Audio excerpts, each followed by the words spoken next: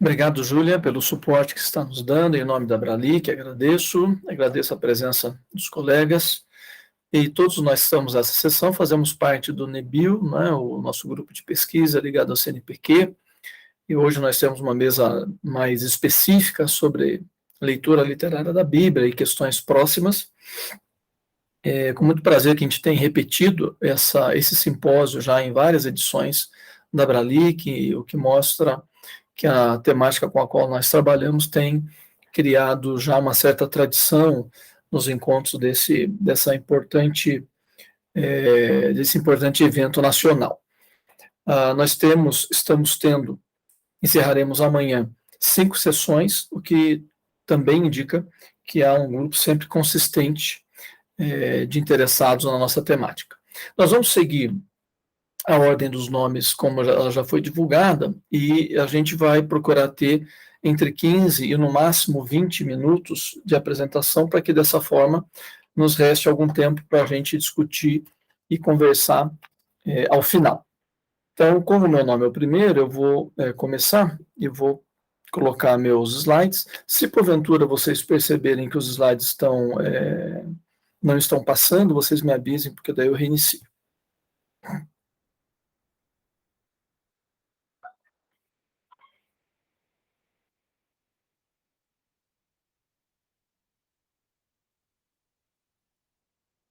Eu suponho que deve ter aberto para vocês os slides. Ok, professor. Tá ótimo. Então, eu vou começar a contar o tempo. Vamos lá. Então, o título da comunicação é O Evangelho de Mateus, Editores e Leitores. Essa comunicação, eu vou ler, gente, porque assim também eu consigo administrar melhor meu tempo. Essa comunicação estuda subtítulos de edições protestantes da Bíblia enquanto para textos editoriais. De modo específico, busca-se identificar, cito Chartier, o processo pelo qual os diferentes atores envolvidos com a publicação dão sentido aos textos que transmitem, imprimem e leem.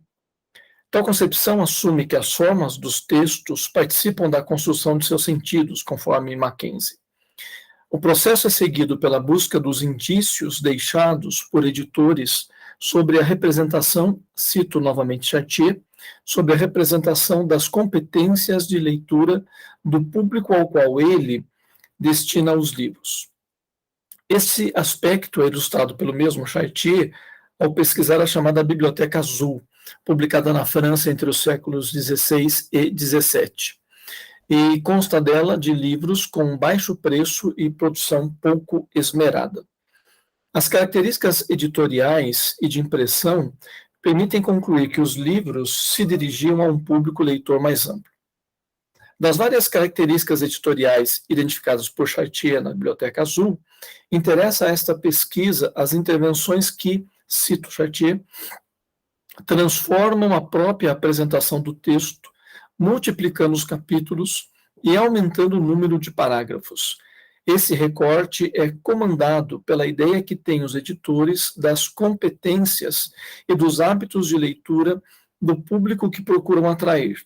Uma leitura frequentemente interrompida, que exige pontos de referência explícitos, que somente se sente à vontade com sequências breves e fechadas sobre si mesmas. Há na citação vários pontos de contato com os editores das edições bíblicas aqui analisadas. O aumento de parágrafos, que pressupõe escolhas de fechamento e de abertura, e que traz consigo a inserção de intertítulos, é facilmente identificável. Assim como a ideia de que tal processo se dá em função da avaliação pelos editores das competências ou da falta delas por parte dos leitores. A leitura, cito a expressão, frequentemente interrompida, que motiva as subdivisões em parágrafos, também é partilhada pelos leitores da Bíblia. Cabe esclarecer que a pesquisa que aqui se apresenta se encontra em andamento e que os resultados obtidos até esse momento não são finais. No caso dos subtítulos de livros bíblicos, é de fundamental importância lembrar que eles não fazem parte dos textos bíblicos originais. Eles não foram produzidos pelos autores dos livros do cânon bíblico, tendo sido antes incorporados a eles, inicialmente por copistas e posteriormente por editores.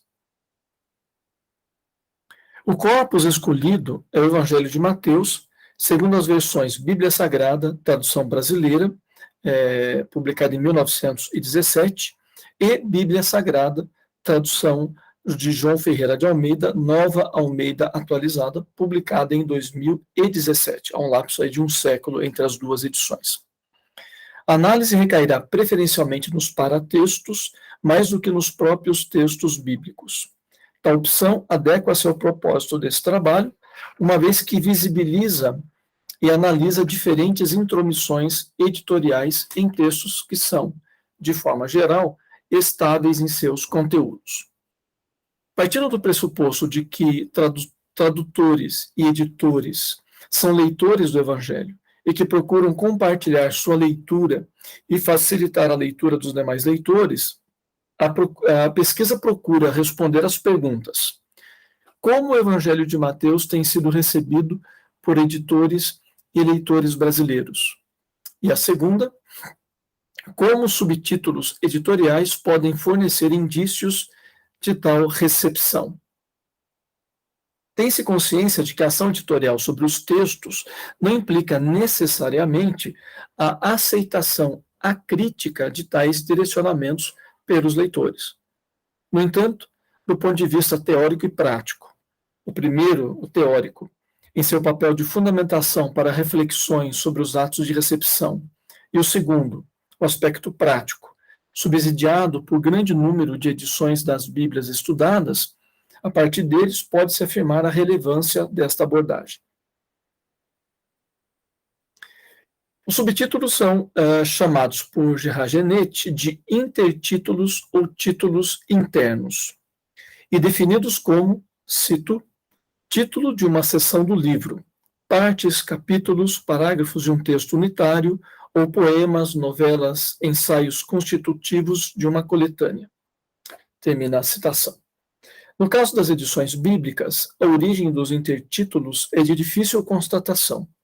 Há a informação de que o alemão Gunther Zeiner utilizou subtítulos em capítulos de livros bíblicos em 1480. O uso mais amplo ocorreu com a Bíblia de Genebra, publicada em 1560, que também trazia subtítulos introduzindo os capítulos dos livros bíblicos. A partir da Bíblia de Genebra, tornou-se comum a presença de intertítulos nas edições bíblicas. Nas duas edições bíblicas analisadas, apenas a Nova Almeida Atualizada, de 2017, traz informações relativas aos intertítulos. Cito: sempre que possível, os títulos de seção foram atualizados, dando-se preferência a formulações derivadas do próprio texto bíblico. Agora, então, eu vou mais diretamente para a questão da comparação entre intertítulos. Analiso abaixo a Nova Almeida Atualizada e as alterações em relação à edição mais antiga, a tradução brasileira, de 1917. Em virtude do tempo limitado para essa comunicação, eu analisarei dois elementos comparativos entre as edições: intertítulos diferentes em segmentações iguais e intertítulos diferentes em segmentações igualmente diferentes. Os princípios que orientam a produção dos subtítulos nas duas edições são dois: utilizar as primeiras palavras em cada subdivisão. Então, em geral, se busca no primeiro versículo da subdivisão termos que são remetidos para o intertítulo. E o segundo princípio é elaborar uma síntese da narrativa. Então, tenta-se, em outro momento, apresentar no intertítulo o resumo do que seria esse bloco.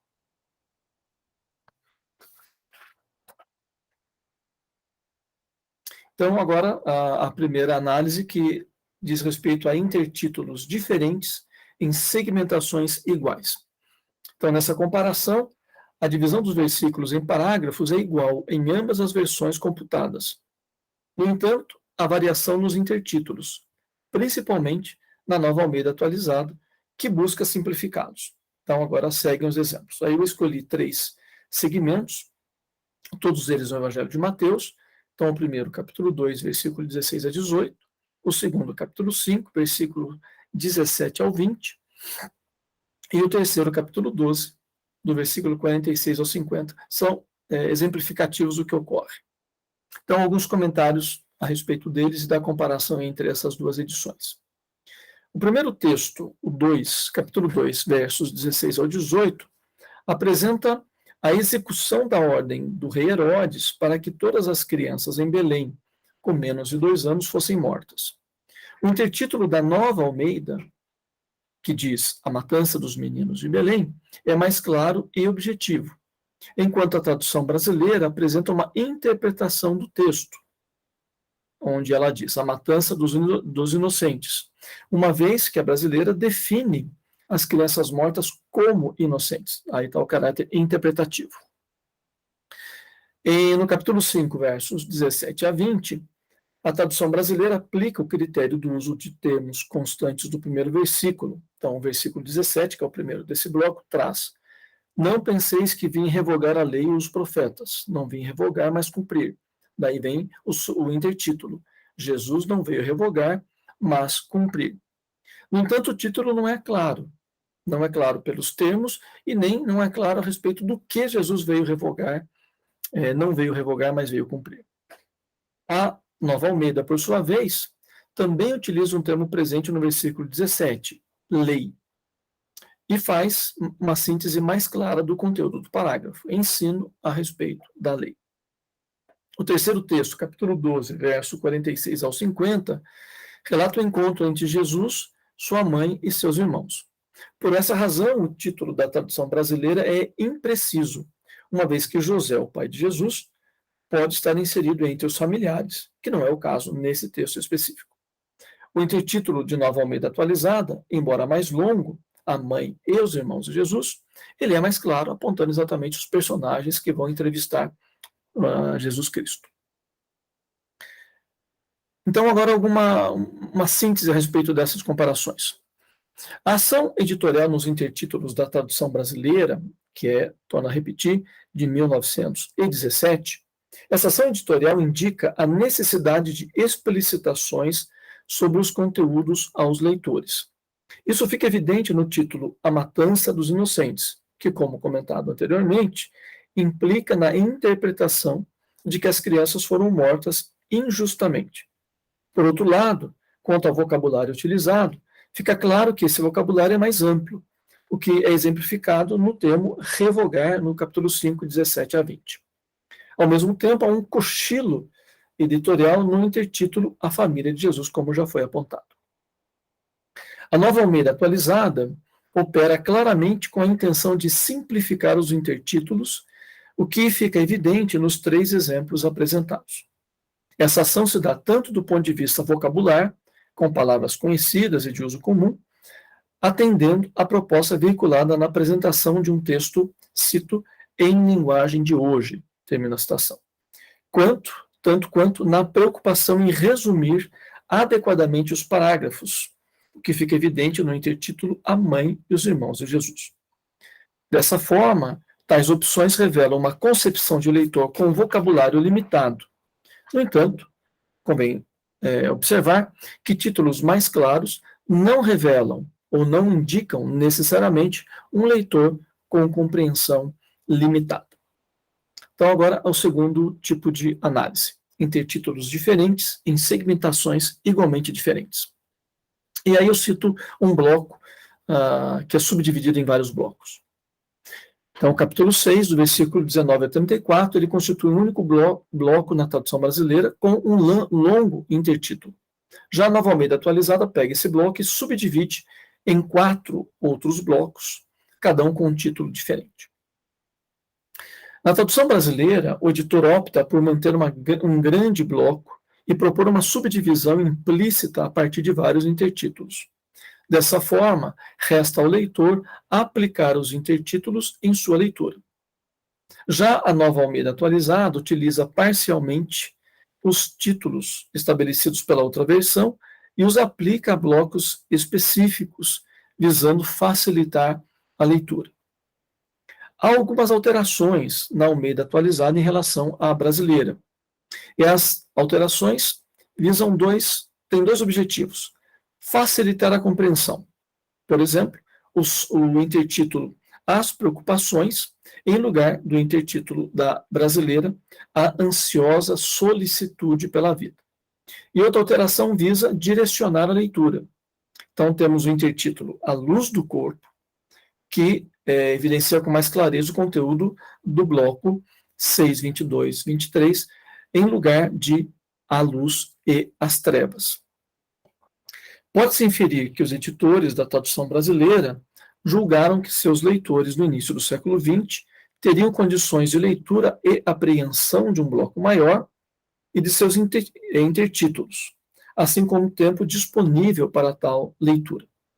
Já as revisões da Almeida atualizada apontam para uma facilitação da leitura que passa pela configuração de blocos menores e pela inserção de intertítulos mais claros, que, em diálogo com a versão anterior, indicam um leitor com maior dificuldade de apreensão e com menos tempo para a leitura do texto bíblico. E aí já vou para as considerações finais. Como já foi informado, essa comunicação é parte de uma pesquisa maior, com um maior número de Bíblias, e que por isso mesmo está em processo de elaboração e não está concluída. Além disso, há a consciência da complexidade da definição de leitores concretos. Por isso, optou-se em utilizar uma entrada de pesquisa que olha para os efeitos editoriais, mas que obviamente precisa ser complementada com outras pesquisas. Resumidamente, em relação às duas edições bíblicas computadas, pode-se dizer que a tradução brasileira, embora em um momento em que o movimento evangélico brasileiro era diminuto, início do século XX, e os números de letramento no Brasil eram frágeis, essa tradução brasileira visualiza um leitor bem formado, capaz de absorver grandes blocos de texto e com vocabulário bem construído. A Nova Almeida atualizada, por sua vez, insere-se em um momento totalmente diferente. Se o início do século XXI, no qual é lançada, testemunha significativo crescimento do movimento evangélico no Brasil, bom lembrar que essas duas edições são edições protestantes, então, nesse momento, no censo de 2010, constam 22,2 evangélicos dentro da população brasileira, e pode ser que agora, no novo censo, essa porcentagem chegue a 30% ou 35% de evangélicos na população nacional. Os números relativos à educação e cultura são sofríveis. Essa edição bíblica é sensível a isso. Busca uma linguagem mais acessível, perceptível na tradução do texto e também em seus intertítulos. Essa edição subdivide o texto em blocos menores, visando o leitor com maior dificuldade de compreensão e com menos tempo para a leitura, e oferece resumos dos parágrafos mais precisos. Eu agradeço, agora só apresento as referências, mas agradeço muito a atenção de vocês e já podemos nos encaminhar para a próxima comunicação. Muito obrigado a todos.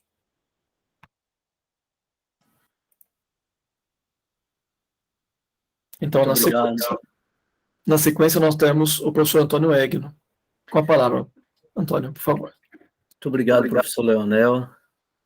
É uma clareza, né, uma calma que eu almejo como alvo para a maturidade da minha carreira. Vou tentar com menos calma e menos clareza tentar expor aqui, então, o meu ponto. Boa tarde a todos, colegas, Júlia, e os futuros, as pessoas que talvez em algum momento, em algum lugar, estejam assistindo essa palestra pelo YouTube. A minha proposta aqui é falar sobre... Antônio, perdão de interromper. Se possível, você e os demais se apresentar, assim a gente também, né, quem vai ouvir, assistir depois, pode saber, por favor. Ok. Eu sou o professor Antônio Egno, sou professor, doutor, aqui na Universidade Federal do Tocantins, de Porto Nacional, atuo na área de teoria literária, faço parte do grupo do NEBIL, já há algum tempo, grupo de estudos de pesquisa sobre Bíblia e literatura, aqui capitaneado pelo professor João Leonel. E eu pretendo falar para vocês rapidamente aqui sobre uma proposta de leitura da parábola das 10 virgens, a partir da ideia do Evangelho de Mateus, como constituindo, ali no final do Evangelho, um painel quadríptico, e se nós lermos, então, o final do Evangelho como sendo um painel quadríptico, nós poderíamos, então, ter uma leitura narrativa que destoa um pouco do que nós estamos acostumados a ver. Mas, para chegar a essa constatação, preciso rapidamente dizer para vocês do que se trata. Bem, a parábola das 10 virgens, ela é parte de uma longa sequência de versículos que vai de Mateus 23, 37 a Mateus 25, 46. Essa longa sequência é conhecida como o Sermão Escatológico de Jesus, em razão tanto da linguagem profética que ele utiliza ali, como também do caráter preditivo, de antecipação, né, desse texto. Então, ele é chamado de Sermão Escatológico de Jesus.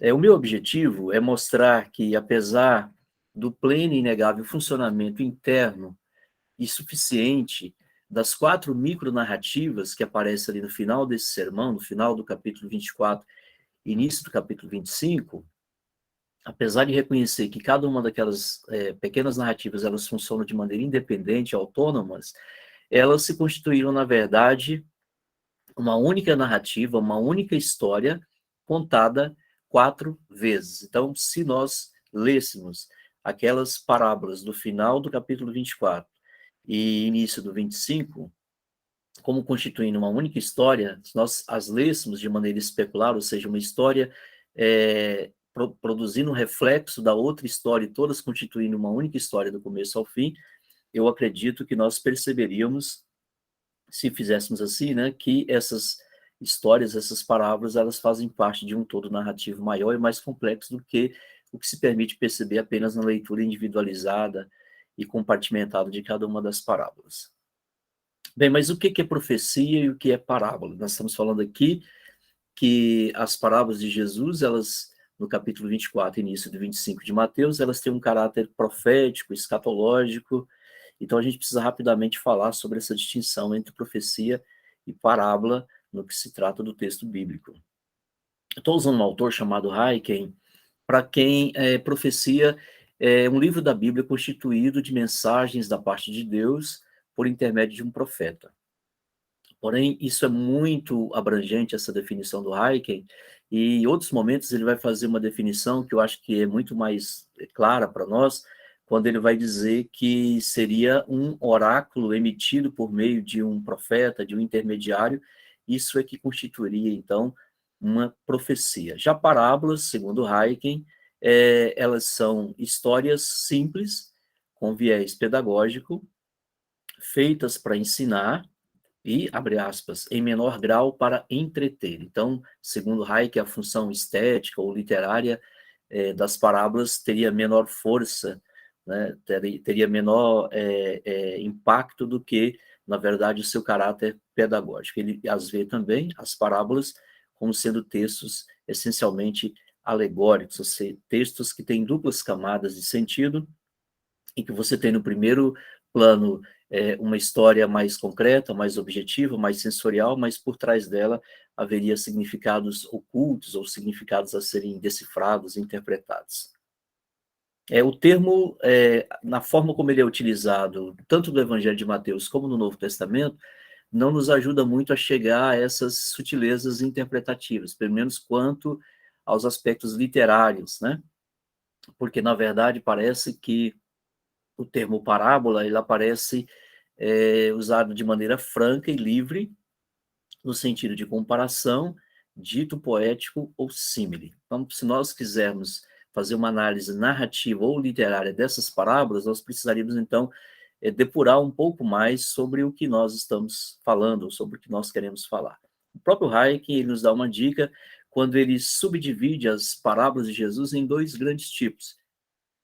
Ele diz que Jesus tem as parábolas narrativas, que são aquelas ou melhor, ele tem aquelas parábolas narrativas simples, que têm formato de símiles, analogias, são muito curtas, são microscópicas, às vezes uma única frase, uma única sentença, um único enunciado, e ele distingue esse tipo de parábola da parábola narrativa mais complexa, aquela parábola que tem todas as categorias narrativas que nós já sabemos que fazem parte de um texto narrativo. A gente percebe ali o narrador, a gente percebe personagens, marcas de tempo, de espaço, e um certo desenvolvimento ou complicação do enredo. Então, haveria esses dois tipos: aquele que é simplesmente uma frase epigramática, um provérbio meio enigmático, que é também uma espécie de parábola, resumida em uma sentença, mas nós teríamos micro-histórias, que são parábolas narrativas, que são mais complexas do ponto de vista narrativo.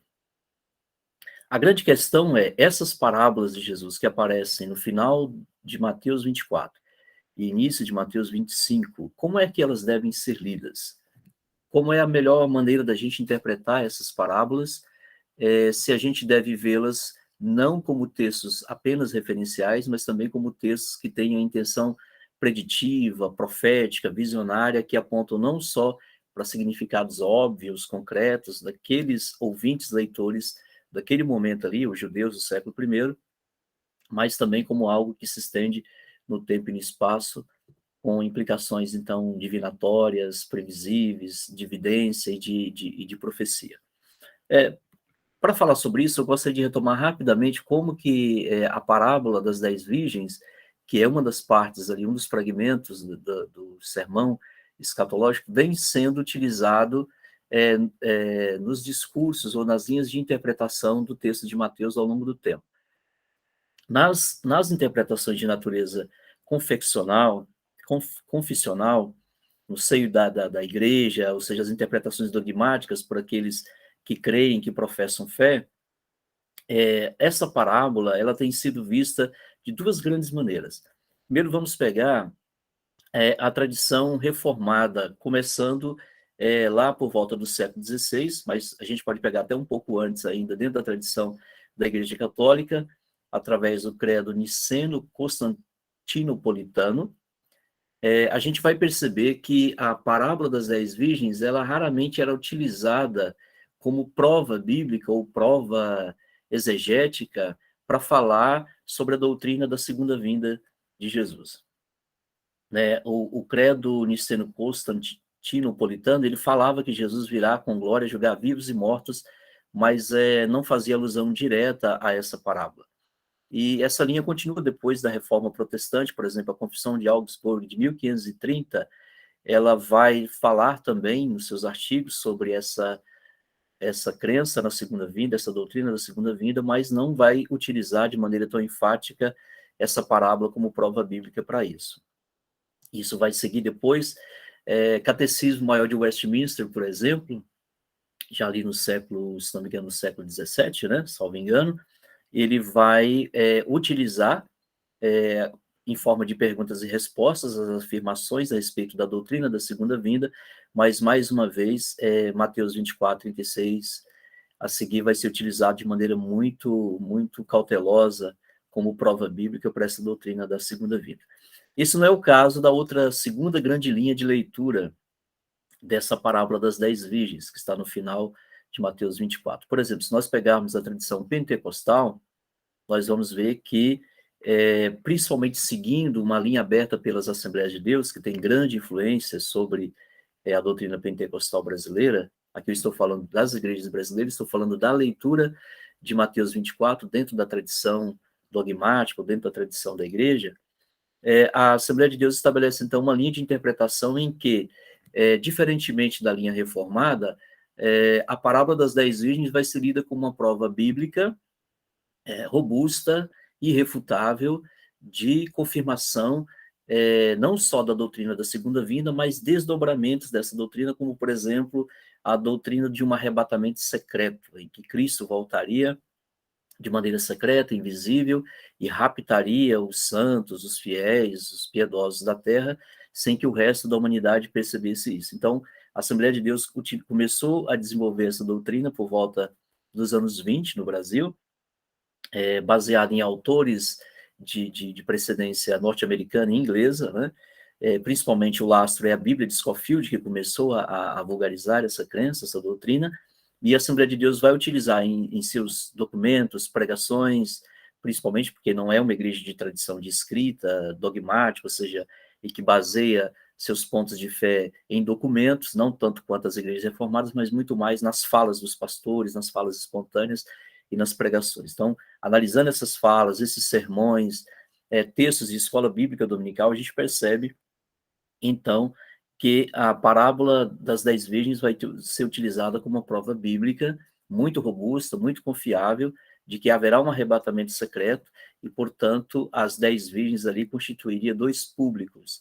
As 5 primeiras virgens, as virgens imprudentes, constituiriam o grupo dos cristãos ou dos evangélicos desatentos, não tão espirituais, que não têm uma vida piedosa, uma vida cheia do Espírito, e as virgens prudentes, aquelas que logram entrar para o casamento quando o noivo retorna inesperadamente, representam os cristãos cheios do Espírito, os cristãos avivados, batizados com o Espírito, e por aí vai.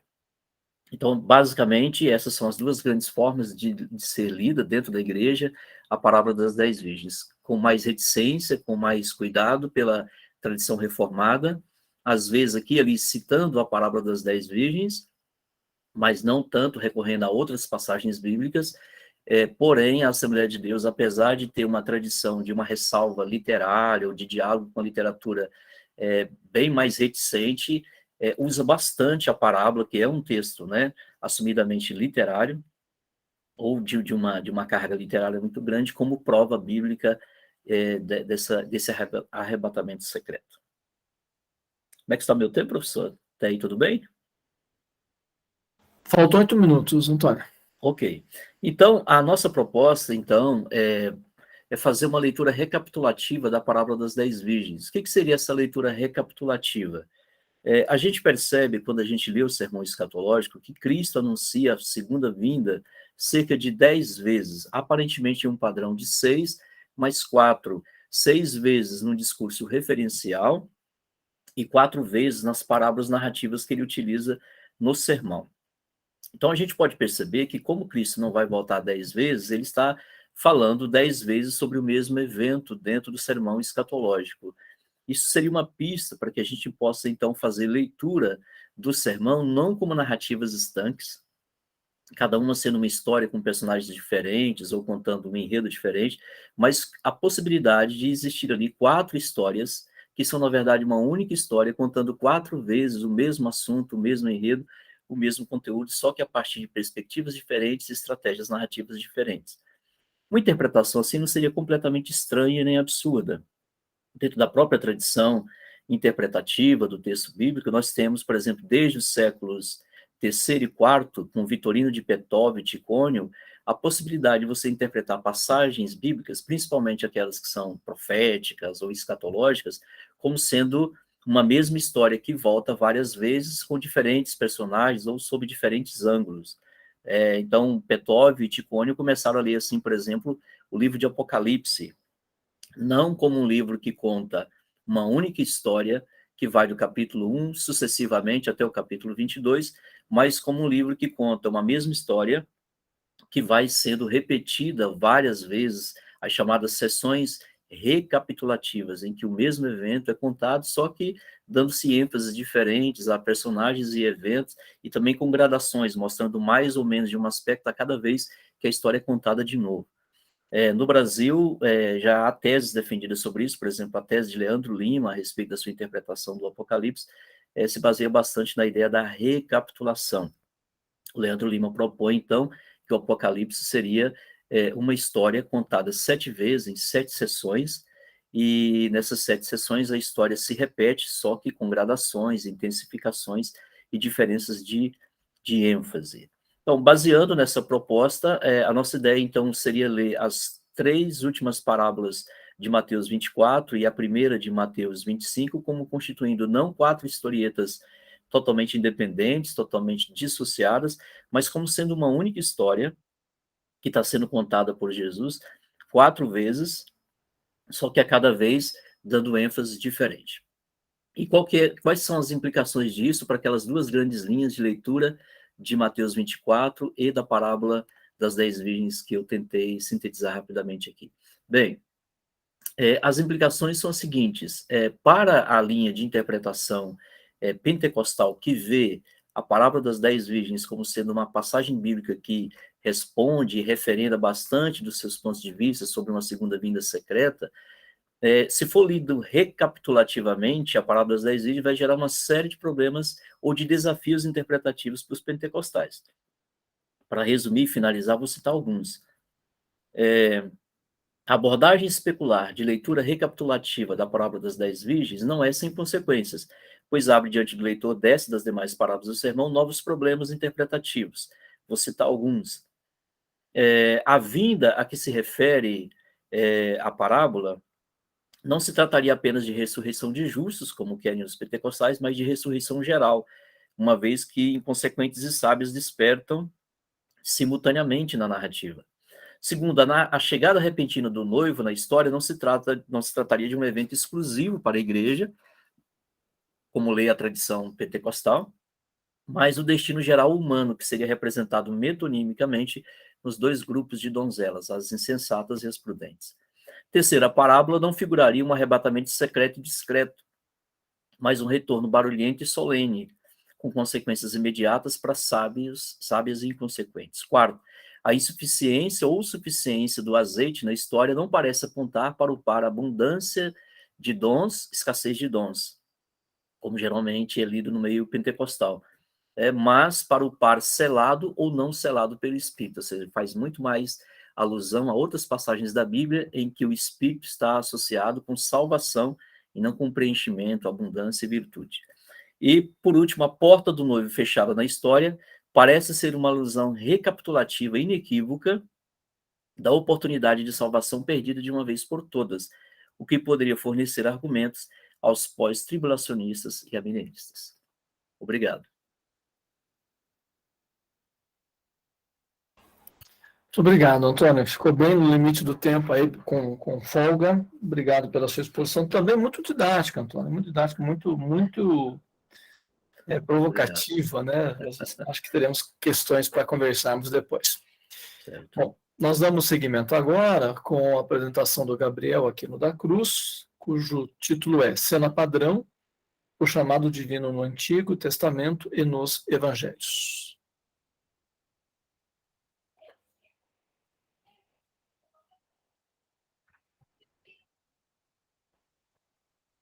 Professor, eu acho que o Gabriel não sei se ele caiu, mas não está presente. Não está aqui na sala. Bom, então nós vamos para o próximo. O Gabriel chegando, ele fala.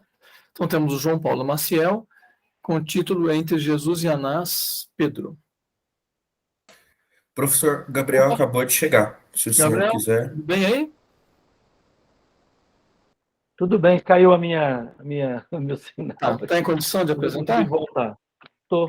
Então, Pode colocar aqui a apresentação?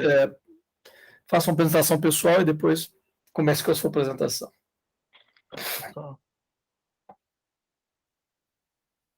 Bom, meu nome é Gabriel, sou aluno do doutorado em letras, né? Meu orientador é o professor João Leonel. Estou aí trabalhando com Roger Chartier, mas a minha apresentação de hoje tem a ver com a última disciplina que nós tivemos com o professor João Leonel, trabalhando sobre a cena padrão nos evangelhos e também do Antigo Testamento. Só estou tentando ver se eu consigo agora colocar aí, não sei se tem que ter uma liberação, ou é só colocar? Acho que é só colocar, Gabriel. Deixa eu acho ela aqui, tem que colocar em modo apresentação, um minutinho.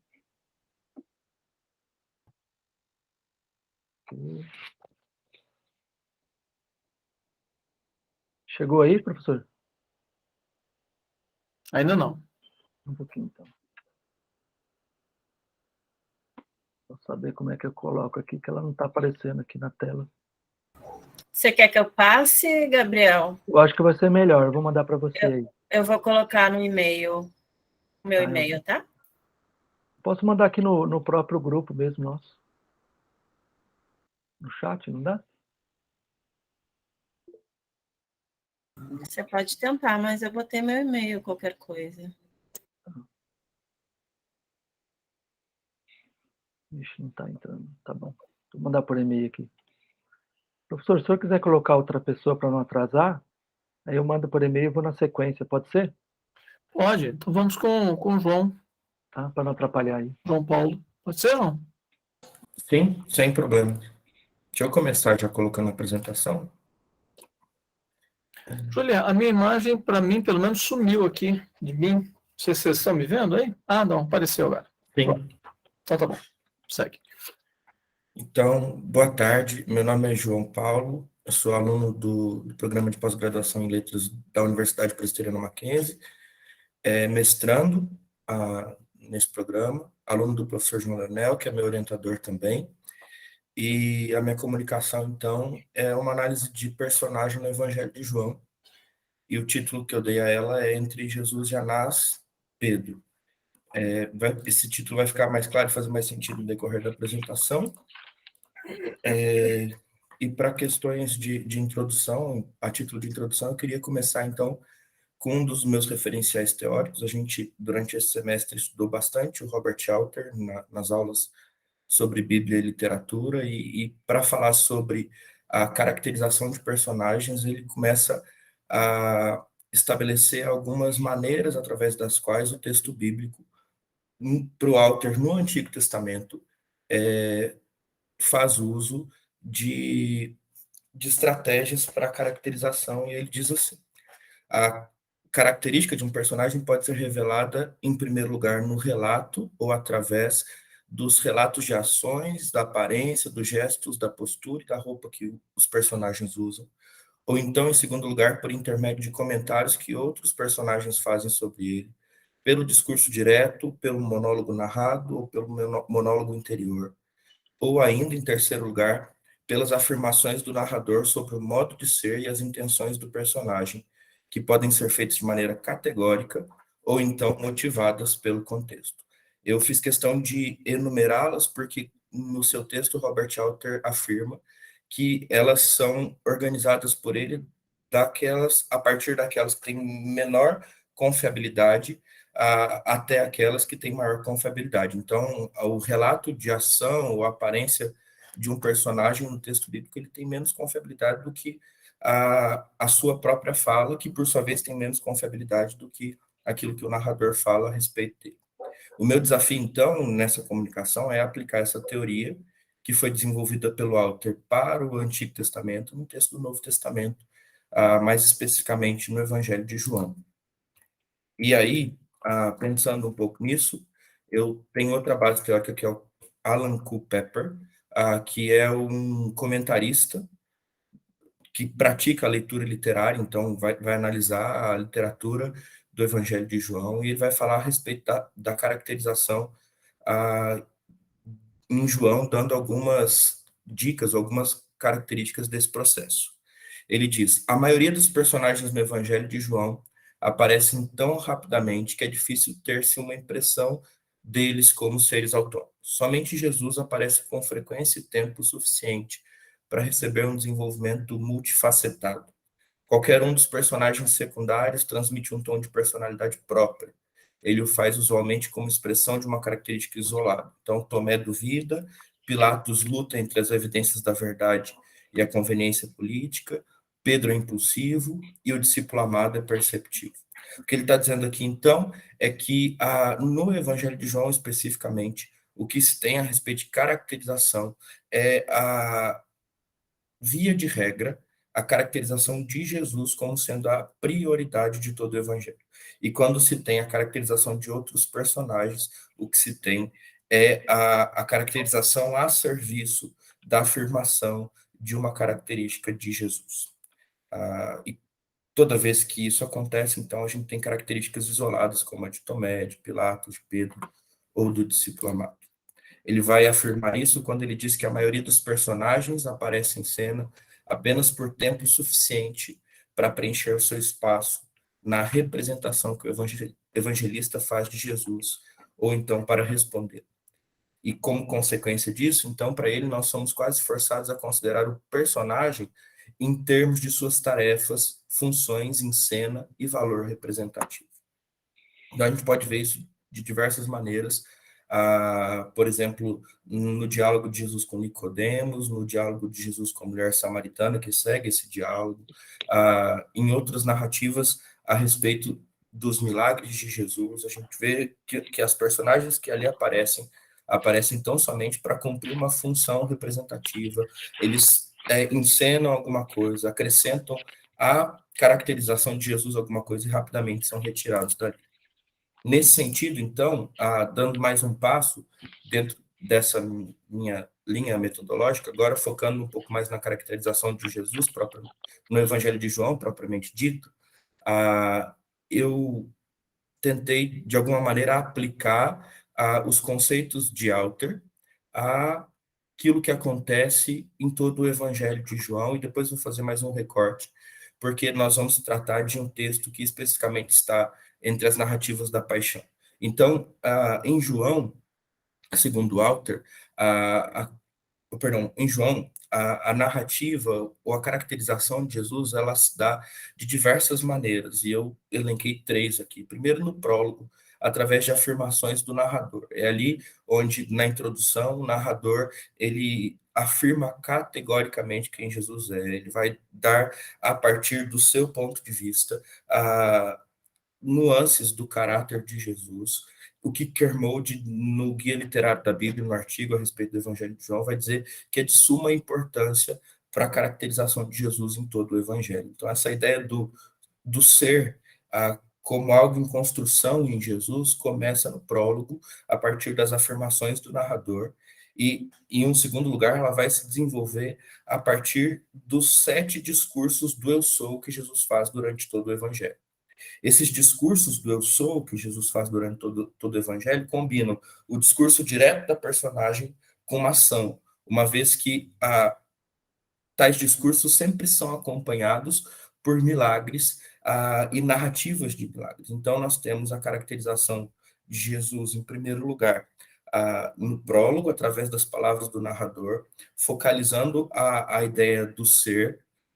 No princípio era o verbo estava com Deus, o verbo era Deus, e por aí o texto continua, passando-se então a uma segunda fase, onde Jesus, através do seu próprio discurso, é caracterizado, e nessa estratégia narrativa, o discurso direto é aliado à ação, à narrativa do milagre, aos encontros de Jesus com outros personagens.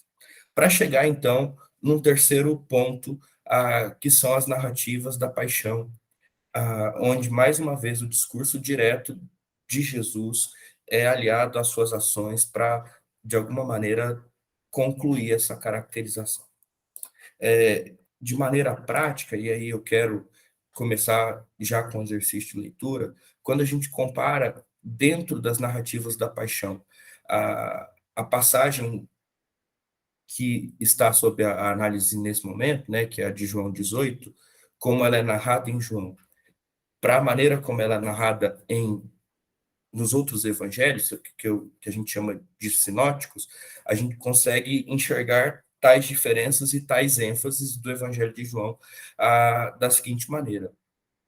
À minha esquerda, nós temos as passagens ou a oração de Jesus, famosa, a respeito do cálice, e em todas elas ele está, de uma maneira ou outra, dizendo: se possível, passe de mim esse cálice, todavia, não seja como eu quero, sim como tu queres. Isso em Mateus. Em Marcos, ele diz: Abba, Pai, tudo te é possível, passa de mim esse cálice, contudo não seja o que eu quero, e sim o que tu queres.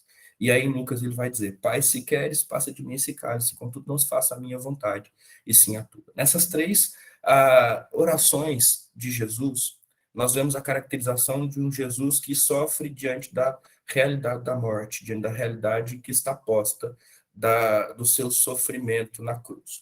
No entanto, quando a gente vai para João, nas narrativas da paixão, e a gente vê especificamente essa fala a respeito do cálice na boca de Jesus, ela não é feita, em primeiro lugar, como em uma oração, mas ela é usada como uma resposta a uma atitude de Pedro.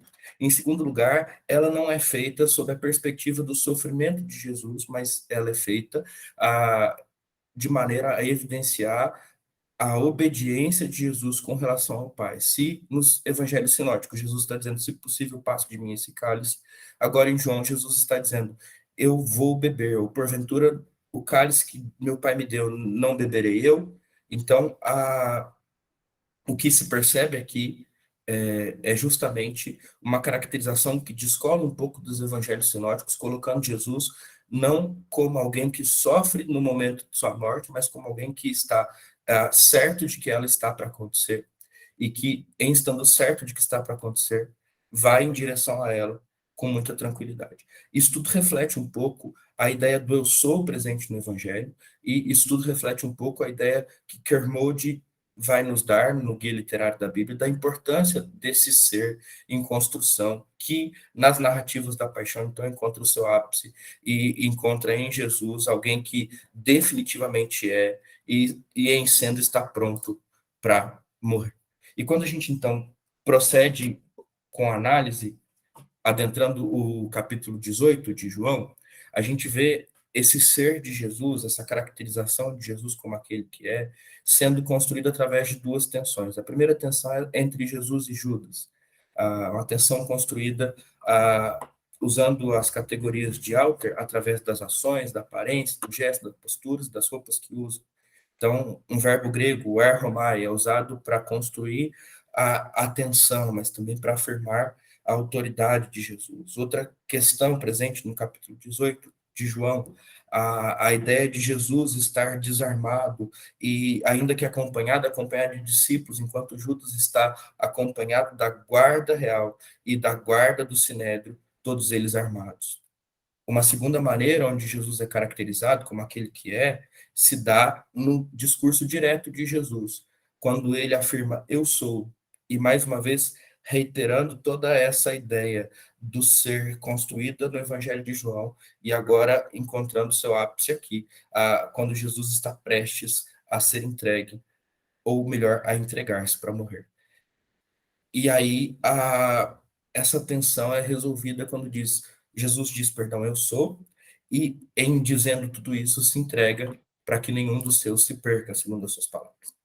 A segunda tensão, e é aqui que eu quero gastar os últimos minutos da minha comunicação, ela se dá entre Jesus e Pedro, seguida a tensão entre Jesus e Judas, e se dá da mesma maneira. Primeiro entre as ações, aparência, gestos, posturas e as roupas, porque Pedro, mais uma vez, aparece armado, enquanto Jesus, desarmado, pede para que ele guarde a espada.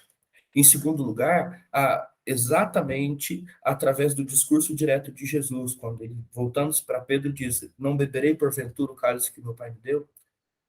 Essa tensão que começa nos versos de número 10 e 11, ela vai se desenvolver, então, durante todo o capítulo 18, e enquanto a gente tem a continuação da narrativa, a gente vê essa relação, agora sim, entre Jesus e Anás e Pedro sendo intercalado entre esses momentos. Então, os versos 10 e 11, Jesus e Pedro começam uma relação de tensão. Versos 12 a 14, há uma relação que é anunciada entre Jesus e Anás, uma vez que Jesus é colocado diante de Anás. Então vem Pedro com a sua primeira negativa. A narrativa volta-se logo em seguida para a conversa entre Jesus e Anás. E mais uma vez vem Pedro com a sua segunda negativa, para que então, na última cena do capítulo 18, Jesus seja colocado diante de Pilatos, então enviado para a morte na cruz. De maneira prática, o que acontece aqui é exatamente o oposto do que aconteceu entre a conversa, ou na conversa entre Jesus e Judas. Se na conversa entre Jesus e Judas, Jesus diz a Judas, eu sou, e aos guardas, eu sou, e se entrega, quando Pedro é questionado, depois de toda essa construção narrativa a respeito de ser ele ou não discípulo de Jesus, de ter ele estado ou não no Getsemane no momento da prisão de Jesus, a resposta de Pedro é completamente oposta à resposta que Jesus dá a Judas e os guardas. Ele diz, não sou. Perceba, Pedro diz, eu sou, Jesus diz, eu sou, perdão, e Pedro diz, não sou. Além disso, a maneira como o discurso de Pedro é construído, de maneira direta, simples, curta, não sou, é tudo que Pedro fala, é contrastante com a maneira como Jesus responde a Anás logo em seguida. Jesus responde de maneira coesa, completa, suas falas demoram, se estendem. Mais do que isso, o que acontece com Pedro depois de sua primeira negativa, ele escapa ileso, não é o que acontece com Jesus depois da sua primeira afirmativa. Ele é enviado, agora manietado, preso à presença de Caifás.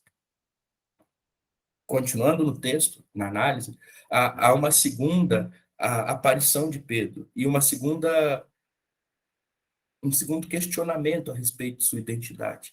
E, mais uma vez, a mesma resposta, contrastante com a resposta de Jesus, o eu sou, aparece aqui. Pedro diz, não sou.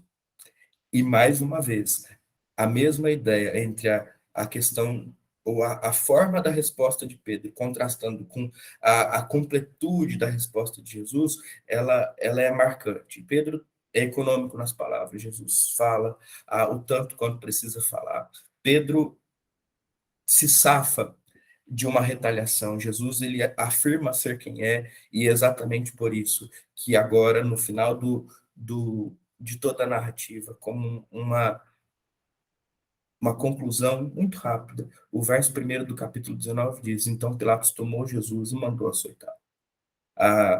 Então, feita essa comparação e essa construção, o que é possível que a gente perceba, em primeiro lugar, é a importância dessa relação entre o ser e o não ser no Evangelho de João. Jesus é aquele que é, e é em contraste com Pedro, que não é nada. Jesus é aquele que, em sendo, está pronto para morrer, e Pedro é aquele que, em não sendo, está pronto para fugir. Esses contrastes todos, a título de conclusão, podem ser vistos primeiro no contraponto entre Judas e Jesus, que é construído de maneira a apontar para Jesus, então somente para Jesus, como aquele que tem autoridade, enquanto Judas tem apenas a força. Judas é aquele que vai até Jesus com os guardas. Jesus é aquele que espera Judas desarmado e se entrega porque ele é. Em segundo lugar, a título de conclusão, o contraponto entre Pedro e Jesus, que é o foco dessa comunicação, constrói Jesus como um personagem constante em sua obediência ao Pai, enquanto Pedro se revela incapaz de sustentar uma fidelidade que ele havia prometido ao Mestre. Ainda a respeito disso, a gente pode concluir que essa última relação de contraste ela é enfatizada pela estrutura textual que constrói em um paralelo crescente esse distanciamento. Enquanto Jesus mantém-se fiel diante de Anás e de Pilatos, Pedro nega 2 vezes diante daqueles que questionam sobre a sua ligação com o Mestre. Então, essas são as conclusões da minha comunicação, essas são as referências usadas no desenvolvimento da pesquisa, e eu agradeço pela oportunidade de participar.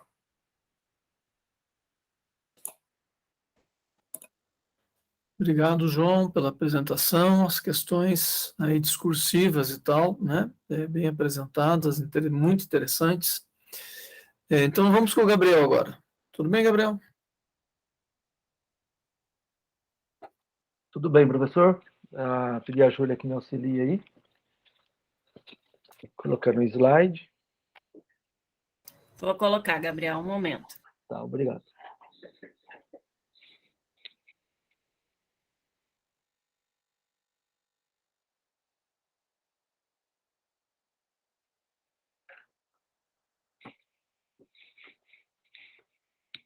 Eu vou pedir para vocês me avisarem se está dando e pedir para você, Gabriel, também me avisar quando for para eu passar. Passar. Ok, Júlia.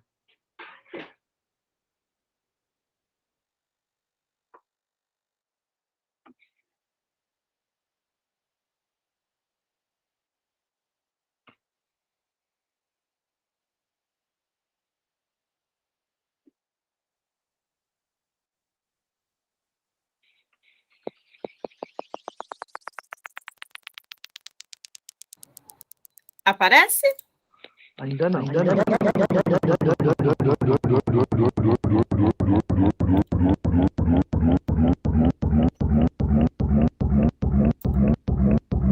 Aparecendo? Não, Júlia.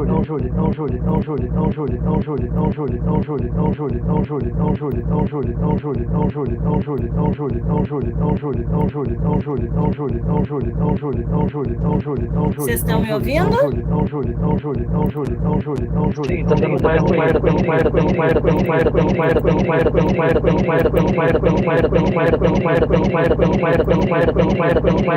Vocês me ouvem?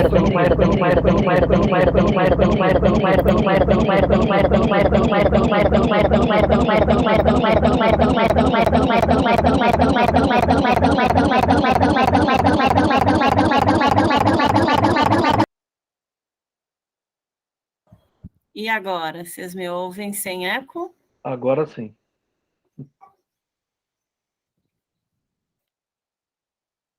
Júlia, você está compartilhando, acho que é a tua tela. Você tem que compartilhar uma janela.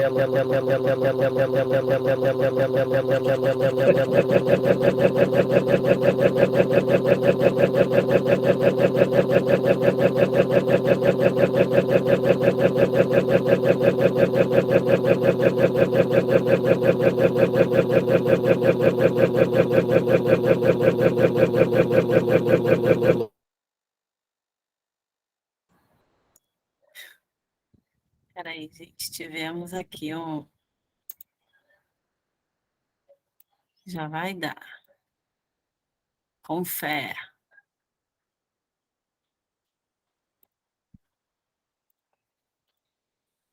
Tá vendo como o analfabeto digital dá problema?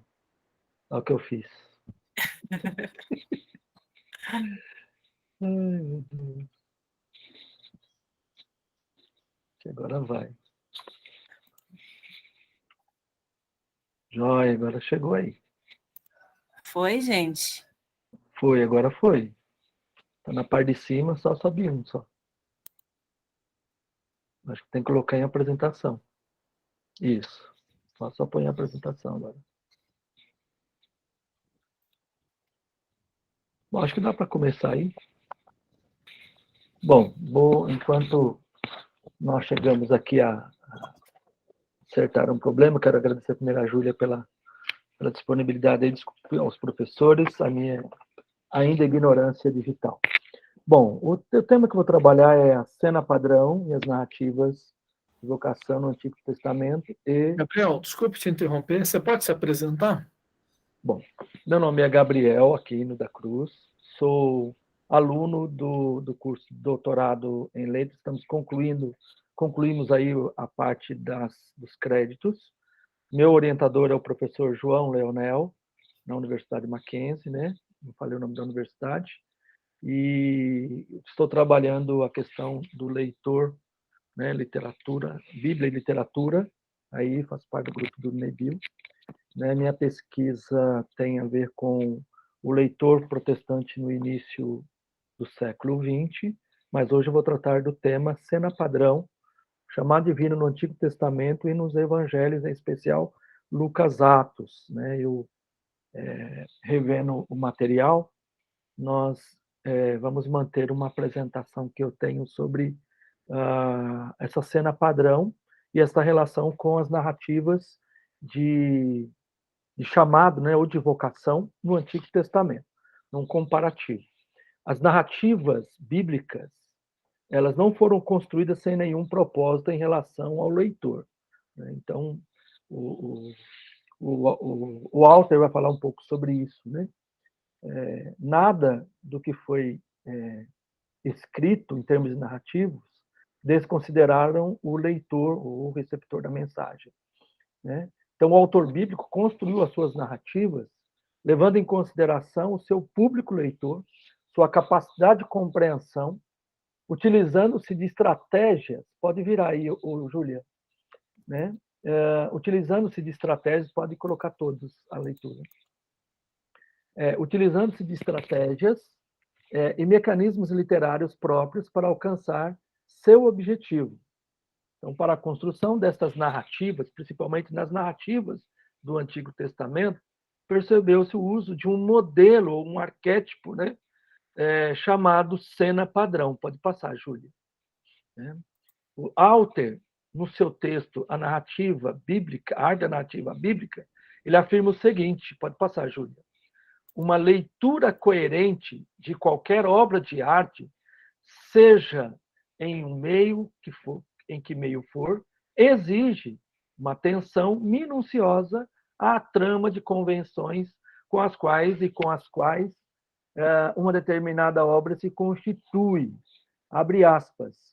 O conhecimento das convenções nos permite identificar padrões significativos ou simplesmente agradáveis de repetição, simetria e contraste. Então, diferenciar o verossímil do fantástico, compreender os sinais de orientação numa obra narrativa, verificar o que é inovação e o que é deliberadamente tradicional em cada nexo na criação artística, citação do livro da Arte Narrativa Bíblica. Então, para Alter, passando aí o próximo slide, a cena padrão é um tipo de convenção literária ou enredo mestre, master plot, um modelo ou arquétipo narrativo que se torna tradicional e reaparece eventualmente moldando as narrativas. A cena padrão trazem à memória do público, né, histórias semelhantemente vivenciadas por outros personagens bíblicos que muitas vezes apontam para uma figura cuja história possui uma dimensão maior de alcance universal e definitivo como o próprio Cristo, né, ou Jesus Cristo. Né? Então, Alter ele propõe a necessidade de se observar alguns elementos que são encontrados nas narrativas bíblicas e que são perceptíveis ao leitor. A economia das palavras, em que só é narrado aquilo que é fundamental para a compreensão do conflito ou do desfecho. A narração onisciente e seletiva, centrada na verbalização das ações das personagens e a repetição de fonemas, palavras ou construções frasais que criam um fio condutor que indicam ao leitor atento a temática do texto. O Alter. O outro autor, usei o Alter e usei o Klaus Berger. Né? O Klaus Berger ele tem uma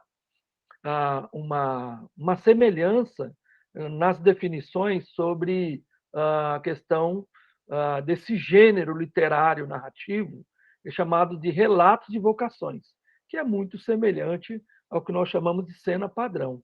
Para Klaus Berger, são textos narrativos que apresentam a sequência de uma ordem dada por uma pessoa com autoridade e a obediência a ela pelo subalterno.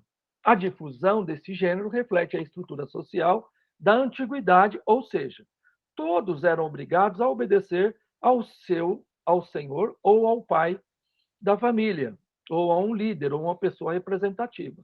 Na maioria dos textos do Novo Testamento, e em especial no Evangelho ou nos Evangelhos, esse gênero literário apresenta Jesus como Kyrios, como Senhor. Né? Bom, só fazendo aí um break aí na apresentação, né? O Berger, a tese de Berger, que ele defende é que a cada unidade literária reconhecido como tal deve pertencer a algum gênero. Ele vai trabalhar um pouquinho sobre a questão dessa história dos gêneros ou os gêneros literários ou a relação entre autor e leitor. Berger está mais interessado na função que o texto cumpre nas situações típicas da história do cristianismo primitivo do que com a própria ou com a pré-história dos textos. Né? E aí eu sugeri aqui uma estrutura, analisando os textos padrões. Né? Essa estrutura tem 5 passos. Né? Todos os relatos que eu li, tanto os evangelhos, Mateus, Marcos, Lucas, eu vou trabalhar com Atos, entendendo que Lucas, Atos é um mesmo, tem possivelmente uma mesma autoria, né? E eu vou usar a questão do Paulo, do chamado de Paulo, eles seguem muito essa semelhança que está aí, esses passos, nesse pequeno gráfico. Manifestação do ser divino, ambiente do chamado, lugar, o chamado em si, né? ou objeção ou não objeção do que é chamado da pessoa e a aceitação desta missão. Né? Bom, pode passar, Júlia. Aqui, o Berger ele vai utilizar duas, Elias e aí Jesus chamando os seus discípulos, né? Então, ele pega esse exemplo, e a partir desse exemplo é que eu construo os meus exemplos, né? Ele vai pegar sobre Elias, né? O chamado de Elias e o chamado, né, dos irmãos, né? Tiago e João. Então, nós percebemos aí essa mesma sequência que foi dada acima, né? O ambiente onde Elias estava, né? Ele estava num trabalho, né, o chamado Elias. Deus o chama, né, de uma maneira, né, Elias, mas Elias se torna esse Senhor, né, aquele que chama. Não é que ele seja a voz divina, mas ele é o portador da voz divina no chamado. Berg trata desta maneira. Ele vai chamar, é claro, aí Eliseu.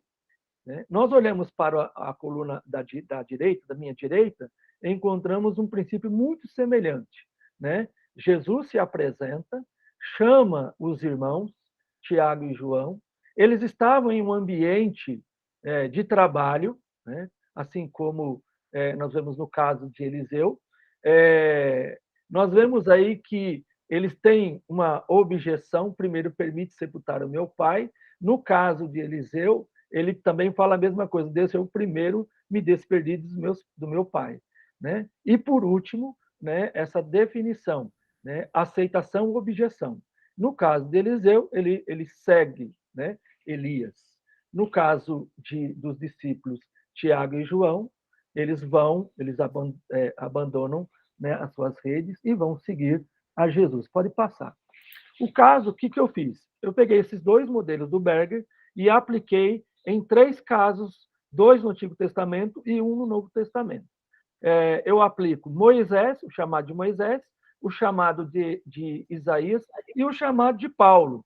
Mas se o tema não é evangelhos, eu, observando os evangelhos, nós temos uma semelhança nos relatos de Mateus, Marcos e Lucas, mas me chamou muita atenção a semelhança aí do relato do próprio evangelista Lucas sobre o chamado de Paulo. Então, gostaria, pode passar. Eu coloquei o Êxodo 3, o Isaías 6 e Atos 9, né? Entendendo aí essa continuidade do relato da narrativa de Lucas. Todas as narrativas seguem um padrão semelhante. Como disse Alter, nem sempre será da mesma forma, mas a estrutura da narrativa segue o exemplo da chamada cena padrão.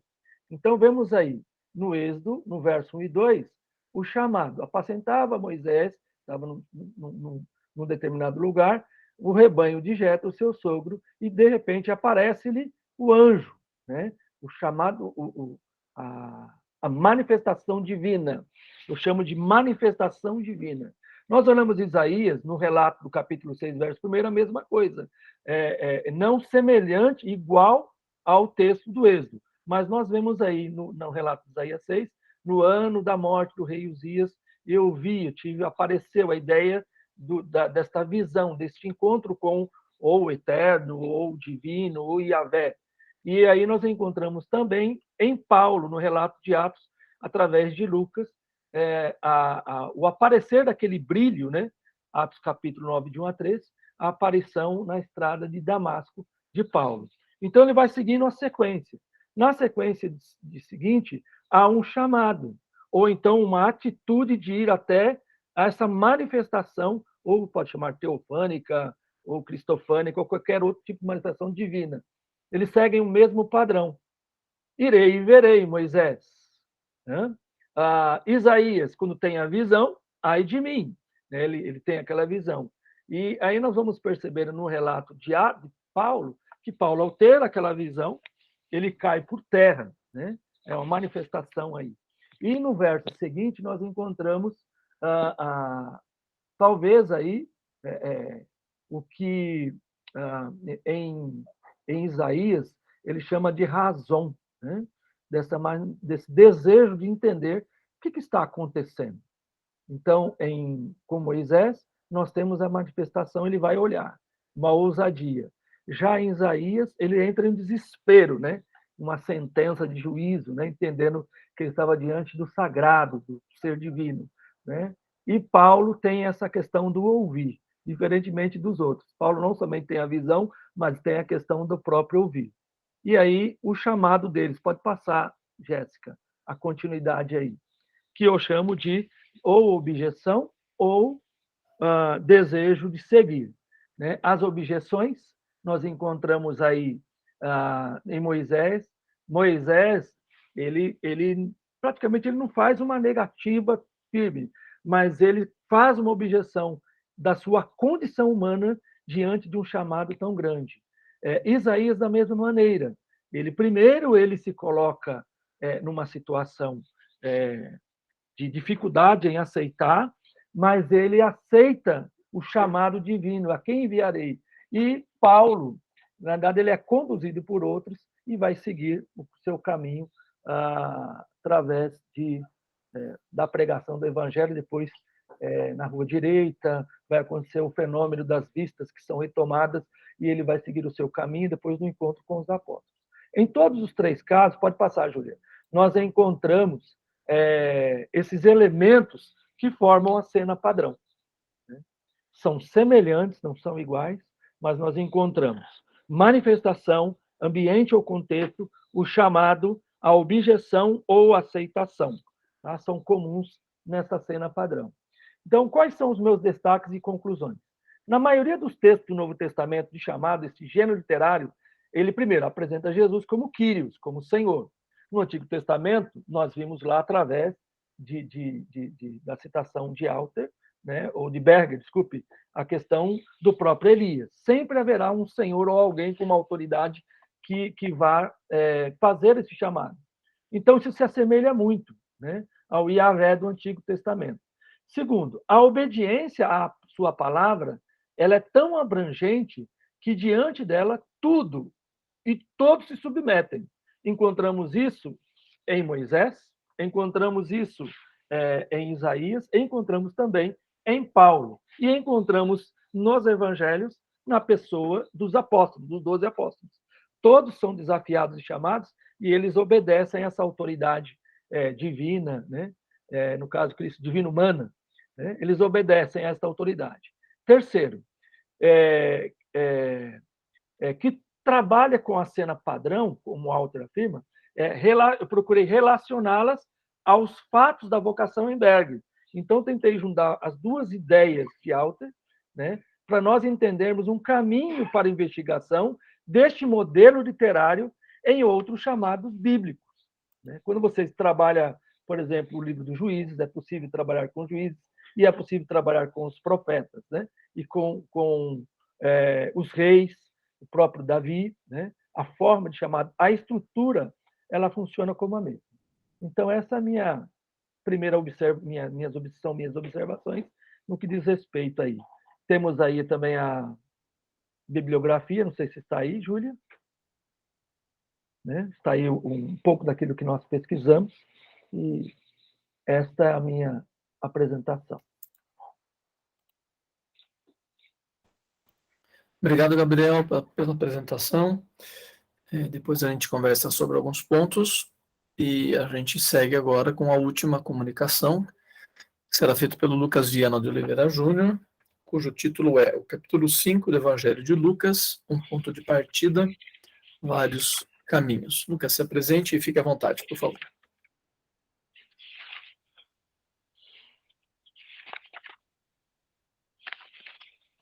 Boa tarde a todos. Creio que vocês estão me ouvindo. Eu estou ouvindo vocês muito bem. Acho que eu agora posso fazer aqui a apresentação. Meu nome é Lucas, como já foi dito. Eu vou fazer uma apresentação também parcial de uma... Eu sou aluno do PPGL, né? Também oriento do professor João Leonel, e eu vou apresentar uma análise parcial daquilo que eu desenvolvi na minha dissertação. Então, ainda não apresentei, né? Não fui para a banca, mas já foi entregue depois da conclusão dos créditos, né? Então, dia 20 de junho, eu depositei a minha dissertação, e aqui tem somente uma parte. Alguns dos teóricos que os meus colegas citaram também vão ser aqui citados, mas, como já foi dito aqui, eu vou começar a apresentação E aí, se não aparecer aqui, eu acho que é como uma janela, né? Faz tempo que eu não uso o Meet já. Aqui, compartilhar.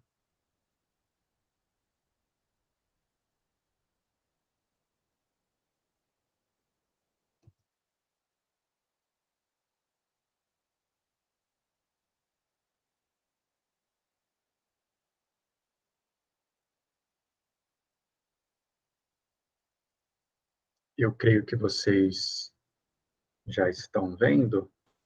Conseguimos ver sim, Lucas. Só deixa eu ver como que eu tenho que fazer aqui para eu ir mudando aqui. Então, o capítulo 5 do Evangelho de Lucas, né?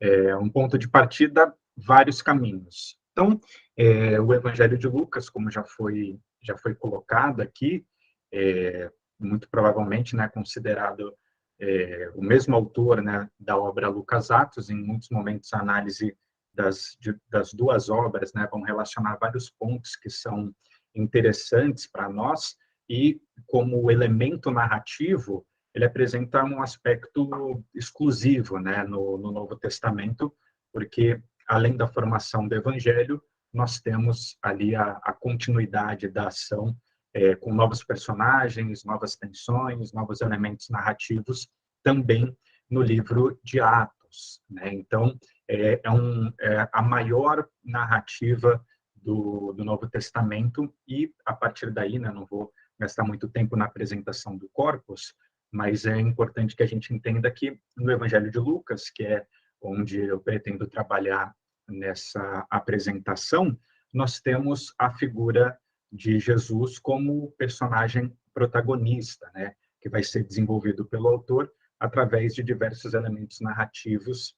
Então, a gente não pode desconsiderar a Bíblia como um elemento literário, né? A gente já discutindo, né, e trabalhando dentro das propostas, né, da Abralic e também do nosso grupo aqui como tema, a nossa relação de texto e contexto, né, da Bíblia também como estrutura, né, de interesse literário a partir também de aspectos apresentados pelo autor e pela obra, né, por cada elemento narrativo dentro de um contexto histórico-cultural que esse texto é aplicado, lido, né, trazendo diversas formas de relação e comunicação, né? Então, por mais que hoje, né, e dentro da maioria das análises a gente tenha o livro, né, o texto bíblico, meio que analisado, né, a partir de elementos religiosos,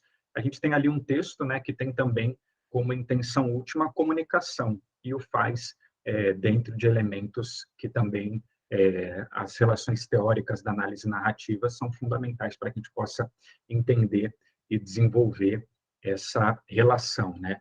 Então, como a gente pode pensar e desenvolver, né, a partir de um elemento, né, do estrutura narrativa, uma série de elementos e situações tende a acontecer para que a narrativa se desenvolva.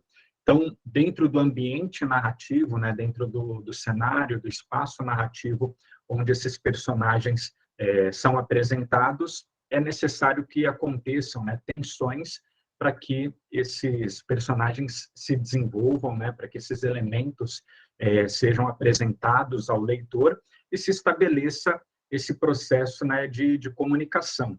Então, dentro das estruturas que eu creio que a maioria, né, que de repente nos acompanham já estão cientes, né, a gente pode trabalhar essas relações, né, dos personagens, o ambiente, o espaço narrativo, né, essas tensões e resoluções que vão ali se desenvolver, né, através ou até um desfecho dentro da narrativa. Então, dentro do Evangelho de Lucas, né, a gente já viu o meu colega, né, João, apresentando algumas relações dentro do Evangelho de João. A gente tem também, né, uma ênfase narrativa na construção do protagonista. E é interessante que o evangelista Lucas o faz a partir de um elemento muito particular, né, que são as narrativas de infância. Então, Lucas ele vai utilizar a estrutura do paralelismo, né, apresentando, de certa forma, dentro de um cenário muito típico do Antigo Testamento, tanto a figura de João em paralelo com a figura de Jesus, né? Então, ambos são nascimentos, né, que são possíveis através da intervenção divina. Então, João, né, os pais têm uma idade mais avançada e Isabel, né, mãe de João, é estéril, e Maria, né, em contraste, é uma jovem virgem, né? Então, o nascimento virginal de Jesus, ele de certa forma é colocado em paralelo ao nascimento também, né, a partir da intervenção divina em relação a João. Então, os 3 primeiros capítulos a gente vai ver vários elementos, né, em paralelo desses 2 personagens, e é interessante que a forma como Lucas estabelece essa relação, em alguns momentos dá um destaque maior para Jesus, em outros momentos, né, dá um destaque maior para João, até que no capítulo 3, né, a gente tem o início do ministério de João Batista, mas a gente tem já uma transformação, né, um encaminhamento dessa relação do protagonista, né? O ministério de João, ele é encerrado, né, de uma maneira abrupta, e a partir do capítulo 4 nós temos o início do ministério de Jesus, mas é interessante que o público ali, né, os 2 são colocados como, né, personagens que serão grandes diante de Deus, né, eles têm várias características comuns, e alguns acreditavam que João poderia ser o próprio Cristo, mas a cena de batismo é fundamental para os elementos e as tensões que vão ser apresentadas no capítulo 4 do Evangelho de Lucas, né? Na cena do batismo, nós temos ali uma voz do céu que declara que Jesus, né, tu és meu filho amado, em ti me comprazo. Logo depois, a gente tem ali uma genealogia, né, que ao contrário de Mateus, que é colocada logo no início, no primeiro capítulo, ela é deslocada em Lucas, né, e de certa forma a ordem que se estabelece também é diferente, porque ela encerra, né, com a relação de Jesus como filho de Adão, filho de Deus. Por que isso é importante? Porque no capítulo 4, as tensões que vão ser estabelecidas, né, que vão se desenvolver durante toda a narrativa, elas têm a ver com essa identidade apresentada no capítulo 3, né? Desde o anúncio angélico, no primeiro capítulo, Jesus é apresentado como Filho de Deus, né? Então, a tensão, a primeira tensão que é apresentada ali entre Jesus e o diabo já começa justamente questionando, né? Se és filho de Deus, então faça isso, faça aquilo, né? As tentações têm a ver com esse conflito dessa identidade, né? A ponto de que, vencidas essas tentações pela obediência, né? O diabo, ele deixa Jesus e irá tentá-lo novamente, né? Lá no final, no capítulo 22, através ali de uma ação na figura de Judas Iscariotes, né? E na minha proposta, né, de leitura, eu apresento uma segunda tensão que é apresentada na segunda parte do capítulo 4, que é em relação aos opositores ao ministério de Jesus. Então, além dessa relação, né, que se estabelece entre Jesus e o diabo, né, a partir da formação da sua identidade, essa tensão que se estabelece, né, entre Jesus e os opositores ao seu ministério tem muito a ver com a forma que Jesus apresenta o seu ministério, né? Infelizmente, a gente não pode ficar apresentando, né, todos os textos para ir devido ao tempo, mas na sinagoga de Nazaré, Jesus faz uso, né, de uma profecia de Isaías, e ele apresenta o cumprimento daquela profecia, né, e o seu ministério a partir, né, de uma indicação não exclusiva a Israel, mas também aos de fora da casa de Israel, trazendo o exemplo de Elias e Eliseu, né, que atenderam a uma viúva não israelita e também a Naamã, o sírio, né? Então, aqui esses textos exemplificados. A ponto de que, quando ele apresenta, né, esse ministério aos de fora, né, aos excluídos, aos que não estão inseridos dentro da casa de Israel, a sinagoga, aqueles que estavam presentes na sinagoga de Nazaré, eles ouvem isso, né, se enchem de ira e pretendem matar Jesus, ao ponto, né, de que essa passagem para aquilo que apresenta, né, o Rinaldo Fabris, o evangelista ali, ele não está falando somente, né, de um processo psicológico, né, ou da ira, né, deles terem ficado nervosos com as palavras de Jesus, mas o capítulo 4 é importante porque ele vai reproduzir em miniatura, né, as reações que irão acompanhar Jesus por toda a vida. Então, essa tensão, né, de quando Jesus se apresenta como alguém aos excluídos, né, aos de fora, vai gerar algum tipo de objeção dentro do Evangelho de Lucas. Mas é interessante que o capítulo 4 também, ele encerra com algumas reações positivas ao ministério de Jesus. Então, de maneira inicial, aqueles que são conterrâneos de Jesus, né, na terra de Nazaré, eles rejeitam Jesus, mas em Cafarnaum Jesus é recebido. Então, essa relação, né, de rejeição e aceitação do ministério de Jesus, na minha leitura, ela vai ser expandida dentro de uma estrutura apresentada no capítulo 5. Então, de maneira muito breve, né, o capítulo 5 ele é dividido dentro dessa relação, né, que vai até, na realidade, o início do capítulo 6. Então, nos versículos de 1 a 11, nós temos o chamado de Pedro. Então, o tema ali apresentado, né, é o discipulado, e ali na próxima passagem, né, nós temos o encontro de Jesus com um leproso, que também estabelece uma relação, né, com os excluídos. E no capítulo 5, nos versículos 17 a 26, nós temos o relato da cura de um paralítico. Né, de tal maneira que é interessante que, exclusivamente em Lucas, nós temos a inserção também dos fariseus e escribas, de tal maneira que existe um conflito a partir do momento, né, que Jesus perdoa os pecados daquele homem e estabelece, num outro momento, a cura daquele homem, inicia o conflito com esse grupo que é apresentado no capítulo 5. Então, de uma maneira semelhante, né, nós temos essa estrutura de aceitação e rejeição do ministério de Jesus. Logo depois, nós temos o chamado de Levi, que é um publicano, e, mais uma vez, nesse tema do discipulado, e o conflito também com escribas e fariseus está relacionado, né, dentro dessa estrutura do desenvolvimento do ministério de Jesus. Nós temos depois, né, o encontro de Jesus com os discípulos de João, e, iniciando o capítulo 6, versículos de 1 a 5, né, nós temos Jesus ensinando sobre a guarda do sábado, né, Jesus e seus discípulos estão comendo e são ali, né, questionados pelos fariseus por que eles fazem isso, e aumenta, né, esse conflito, essa tensão no início do capítulo 6, quando Jesus cura um homem da mão ressequida no sábado.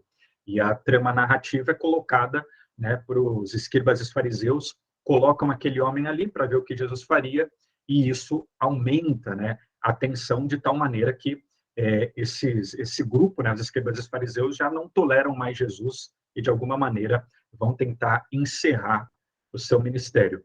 É interessante, né, que no capítulo 6, versículos 12 a 16, nós temos o chamado dos 12 apóstolos, mais uma vez, né, o tema do discipulado, e também é apresentado ali um conflito, né, com os fariseus e escribas, a ponto que, logo depois desse conflito, se estabelece o sermão da planície, né, o que seria o sermão da montanha em Mateus, com algumas diferenças em Lucas, inclusive do público. Né? Os discípulos e a multidão são aqueles que vão ouvir palavras duras, inclusive, em relação à postura dos fariseus e escribas. Minha leitura, né, como o narrador apresenta e estrutura essa relação. No capítulo 5, né, nos versículos 15 a 16, logo depois de apresentar Pedro, né, como um padrão de discípulo, né, aquele que se reconhece como pecador, e é o primeiro chamado a ser discípulo, apesar de no capítulo 4, né, ele já ser citado como Simão. É interessante que no capítulo 5 nós temos, de certa forma, uma estrutura, né, ou uma moldura narrativa que vai estabelecer, ou vai fechar essa relação narrativa, né? Esse versículo aqui, ó, Lucas capítulo 5, versículo 16. Jesus, porém, né, se retirava para lugares solitários e orava. Um versículo muito semelhante, né? A mesma estrutura narrativa que aparece no capítulo 6, versículo 12. Naqueles dias, retirou-se para o monte a fim de orar e passou a noite orando. Então, nós temos aqui, dentro dessa moldura narrativa, né, um padrão de resposta positiva, né, começando em Pedro, como o padrão de discípulo, aquele que se reconhece como pecador e aceita o ministério de Jesus, né? Depois nós temos a figura, né, do leproso, do paralítico, do homem da mão ressequida, né? Então, toda uma série de pessoas que são excluídas dessa relação e da sociedade de Israel, como o padrão daqueles que serão recebidos, né, ou que receberão de maneira positiva o ministério de Jesus. E também, no capítulo 5, nós temos uma apresentação mais clara de quem vai se afastar, né, ou ter uma reação negativa às propostas de Jesus, que serão os fariseus e escribas, que durante o desenvolvimento, né, dos próximos capítulos e da narrativa de Lucas, essa tensão vai aumentar até a prisão, condenação, morte e ressurreição de Jesus. Então, aqui alguns textos que demonstram essa reação negativa à ação de Jesus. E, por último, né, não menos importante, como essas relações se desdobram, né, e desenvolvem o personagem protagonista, como destaca, né, Cândido, e aqui eu vou ler a citação. Nesse mundo fictício, né, o narrativo diferente, os personagens obedecem a uma lei própria, né, no nosso caso, de aproximação e rejeição à figura do protagonista. São mais nítidos, mais conscientes, têm um contorno definido, ao contrário do caos da vida, pois nele há uma lógica pré-estabelecida pelo autor, que os torna paradigmas eficazes. Então, aqueles que são excluídos no Evangelho de Lucas, né, são aqueles que aceitarão, né, ou se aproximarão da figura de Cristo, né? Por exemplo, a figura dos publicanos são sempre colocadas de maneira positiva, né? Ao contrário, os fariseus e escribas sempre em conflito com a figura do protagonista. E ainda os Abatiero destaca, né, que ao construir a identidade de Jesus como um Messias não ortodoxo para os padrões da leitura bíblica da identidade legitimadora e cuja praxe solidária o identificava como impuros e pecadores, a oposição a essa identidade é uma decorrência lógica. Então, essa é uma intenção do narrador, né? A partir do momento que Jesus não é descrito como Cristo, como Messias, né, dentro do padrão social aguardado, naturalmente ele vai estabelecer conflitos e tensões que o narrador vai desenvolver até ali a finalização, né, e a conclusão, o desfecho dessas tensões narrativas no final do Evangelho. Então, aqui tem algumas referências, né, do material que eu utilizei. Muito obrigado mais uma vez para todos que me ouviram, professor Leonel, né, como coordenador desse momento, né, e também a Júlia, que tem nos auxiliado aí como monitora, todos os demais colegas e aqueles que ainda ouvirão. Obrigado. Eu agradeço, Lucas. Obrigado pela sua comunicação. Todas elas têm linhas de contato, né, entre si, e também têm suas particularidades. Bem, a gente tem um tempo aqui, cerca de 15 minutos, e eu abro para saber se entre vocês há algum questionamento, algum comentário, né, da apresentação de algum outro colega.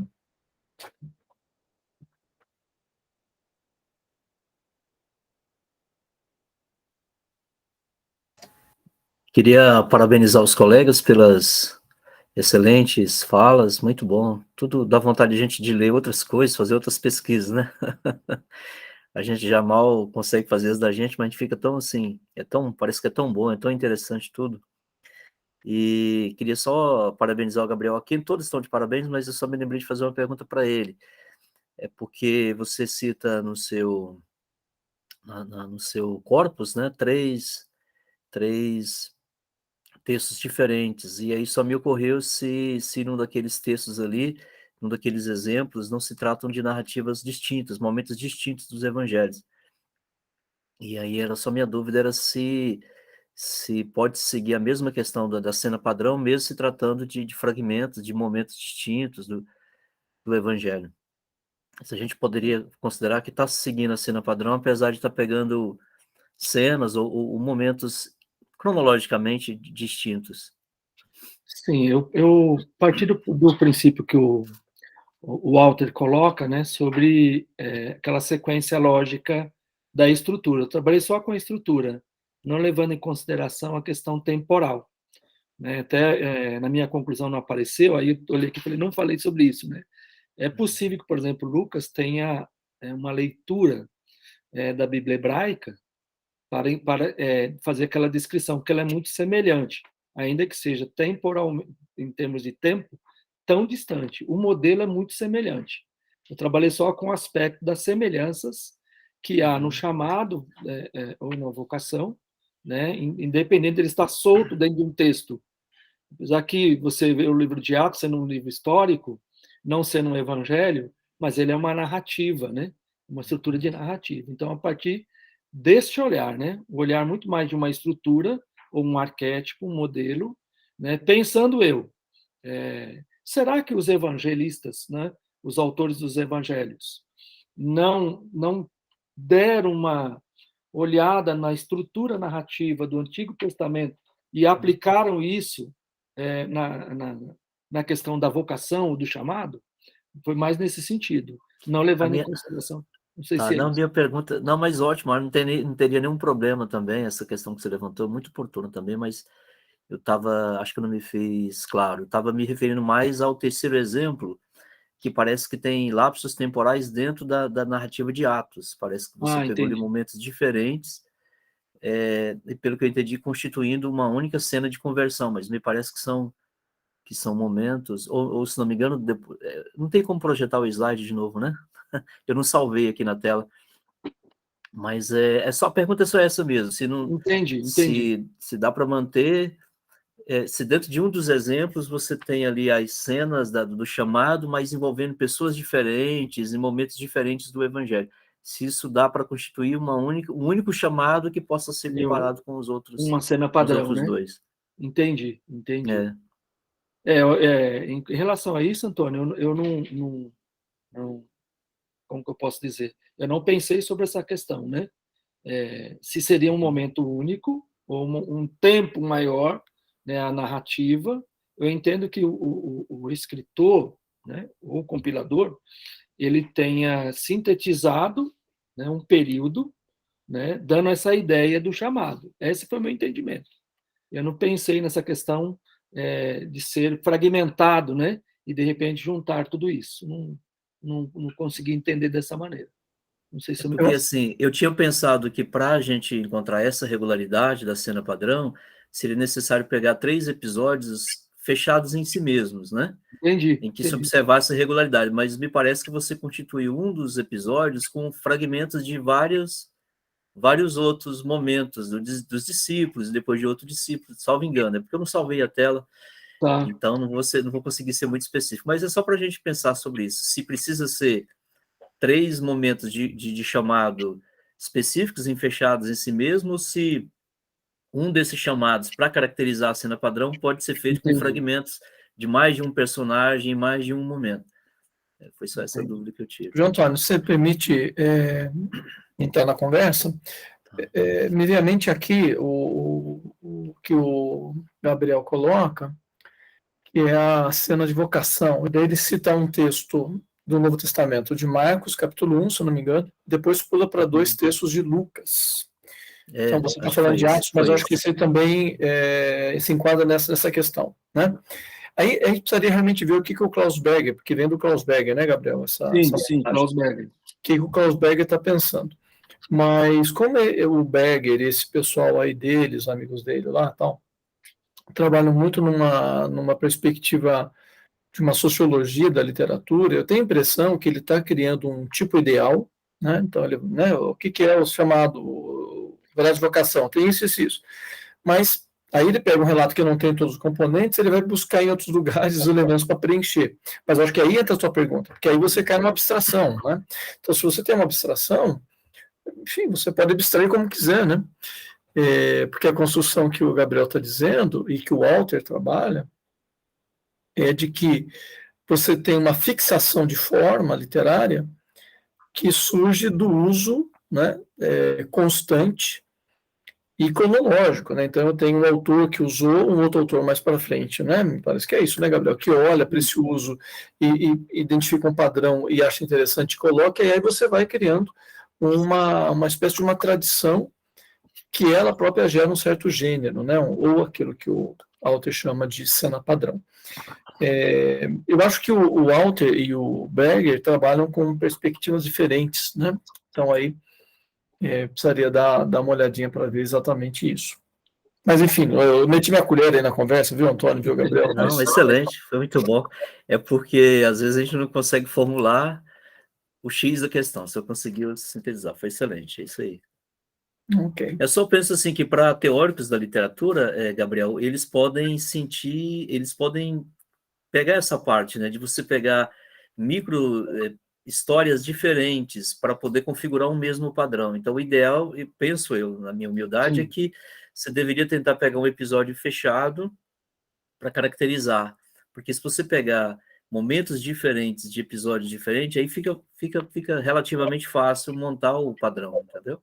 Entendi. É porque quando eu olhei o texto, né, questão do Lucas Atos, né, olhando lá o caso de Moisés Moisés, Isaías e Paulo, a minha visão foi enxergar, olha, isso aqui nós temos eventos muito semelhantes, né? Há uma estrutura. Então, o que veio à minha mente? Possivelmente, Lucas tenha feito uma leitura, ou pensado, né? Isso é o Gabriel. Pensado, como funcionou lá? Como foi feita essa narrativa do chamado, por exemplo, de Moisés?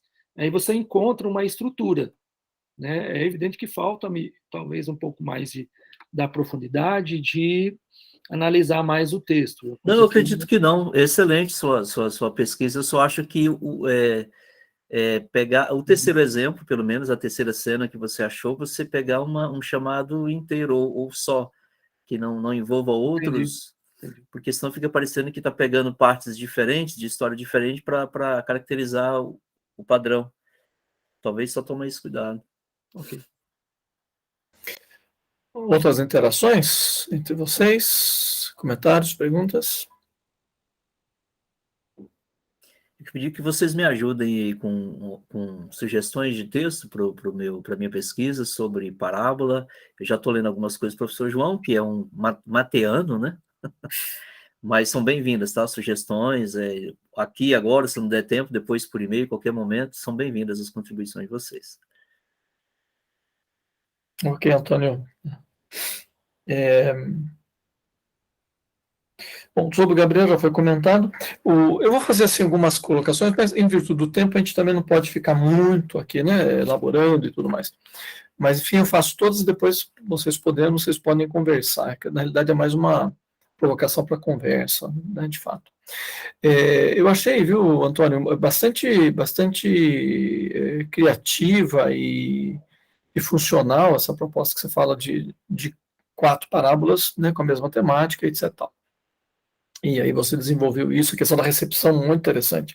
A minha pergunta seria, a gente tem 4 cenas que repetem para efeito de ênfase o mesmo conteúdo, ou a gente tem, de certa forma, a mesma temática com mudanças de ênfase entre elas, e aí eu perguntaria, para não ter que falar de todas, qual seria o papel da parábola das 10 virgens nesse quadríptico que você fala, né? Então, deixa eu tentar ser um pouquinho mais claro. Você tem 4, mas os 4 são exatamente iguais, simplesmente repetindo só para efeito de memória e tal. Ou a gente tem 4 cuja temática é igual, mas com ênfase, com abordagens, olhares e focos diferenciados, e nesse sentido se há uma construção de uma para outra, e se houver, qual seria o papel da parábola das 10 virgens. O Gabriel já foi comentado. Então, assim, eu posso fazer para todos depois? No final, tudo bem, ok. Tá bom? Com o João Paulo, achei muito legal, João, você trabalhar a questão, né, dos personagens, das construções, né? E É interessante porque já no próprio prólogo, em João, você vai tendo esse espelhamento, né? Porque no próprio prólogo é Jesus e João, e assim vai, né? Agora, em geral, você tem nos evangelhos, como nas narrativas, uma presença maior do narrador no começo, definindo elementos, né? E depois ele vai soltando a narrativa, e aí você mostrou para a gente de modo bastante claro que essa relação lá, né, daquele no final ali, capítulo 18, Jesus, Anás e Pedro no meio, e a expressão eu não sou eu, né? Acho que é isso, não sou eu não sou, enfim, não sou eu de Pedro, né? Bom, você coloca ela em ponto de igualdade com o eu sou de Jesus, quer dizer, são expressões que elas têm o mesmo peso, né, dentro do Evangelho? Se sim, por quê? E se não, por quê? Né? Então, enfim, se dá para trabalhar isso. E o Lucas trabalhou a questão da importância do capítulo 5, que é um ponto de partida e vários caminhos. Minha pergunta é assim, se nesse capítulo 5, que está tanto da partida como da indicação de caminhos, se ali há um texto, um central, vamos tentar usar uma imagem de caminho, né, uma rodoviária, uma ferroviária, um ponto central de onde eles partem, ou se são caminhos que se cruzam e só o capítulo 5 é um ponto de contato. Quer dizer, há um ponto de contato interno ou não? Eu não sei se está muito confuso, mas enfim, é isso. Podemos começar com o Antônio, aí vamos para a sequência? Sim, professor, obrigado pela leitura, obrigado pela pergunta. A recapitulação que eu penso ver nas 4 narrativas que encerram Mateus 24 e iniciam Mateus 25, elas são semelhantes à recapitulação de Apocalipse. Não é uma mera repetição, mas é uma mesma história, um mesmo mito ou um mesmo motivo, né, um leitmotiv que volta, só que ele tem uma recorrência mínima para que o leitor possa perceber que se trata do mesmo evento, que no caso seria a volta de Jesus, o fim do mundo e todos os acontecimentos decorrentes dessa vinda.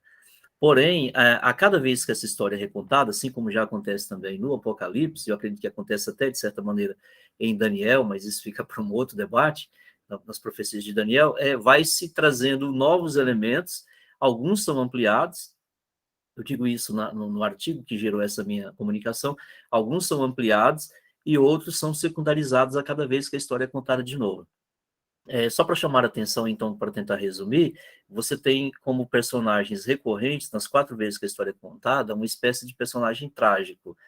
A parábola, ela não tem como personagem principal um herói no sentido tradicional do termo, alguém com quem o leitor se identifica no sentido positivo. Mas Mateus coloca no centro da narrativa um anti-herói. A gente pode perceber isso porque geralmente a parábola se encerra com a ênfase voltada para aquele personagem que tem a conotação negativa. Então, nós teríamos um herói ausente, um protagonista ausente, que é o Cristo, aquele que volta, né, seja como noivo, como administrador, né, ou como rei, e os anti-heróis que estão provisoriamente no centro da narrativa são aquelas pessoas que caracterizam o não preparar-se, o não atentar, o não amar essa vinda, o não preparar-se devidamente para essa vinda. Então, as histórias se repetem, esse tema ele trespassa nas 4, porém ela vai assumindo novas conotações e novos desdobramentos a cada vez que ela é contada. Obrigado, Antônio. Obrigado mesmo. Essa relação com o Apocalipse alimenta a imagem e torna mais clara. Obrigado. Agora sou eu, professor. Eu queria antes agradecer a pergunta, porque ela vem num tom de provocação, faz pensar bastante. E já dizer que eu vou responder provisoriamente, porque eu vou pesquisar um pouco mais. Mas eu penso que, a princípio, eu diria que vem no mesmo peso, partindo do pressuposto daquela ênfase que o Pepper dá a respeito da construção da personagem de Jesus, sempre em relação com outros. Então, eu não sou de Pedro, ele tem o mesmo peso do eu sou de Jesus. E eu acho que isso vai ajudar a gente a entender, por exemplo, o capítulo 21 do Evangelho de João. Quando, a partir da conversa de Jesus com Pedro, é que o ministério de Pedro vai começar a se estabelecer. Então, ele só vai ser depois da ressurreição de Jesus e depois daquela daquelas 3 perguntas, né? Pedro, tu me amas? Pedro, tu me amas? E então aí sim a identidade de Pedro começa a ser construída, e fiquem abertos, né? Ainda assim, que é muito incipiente dentro do Evangelho. Então, a princípio, a resposta seria essa. Obrigado, João. Agora a gente tem que esperar uma outra comunicação, um artigo, alguma coisa sua, para ver a resposta em definitivo, João. Obrigado. Queria assistir. Lucas?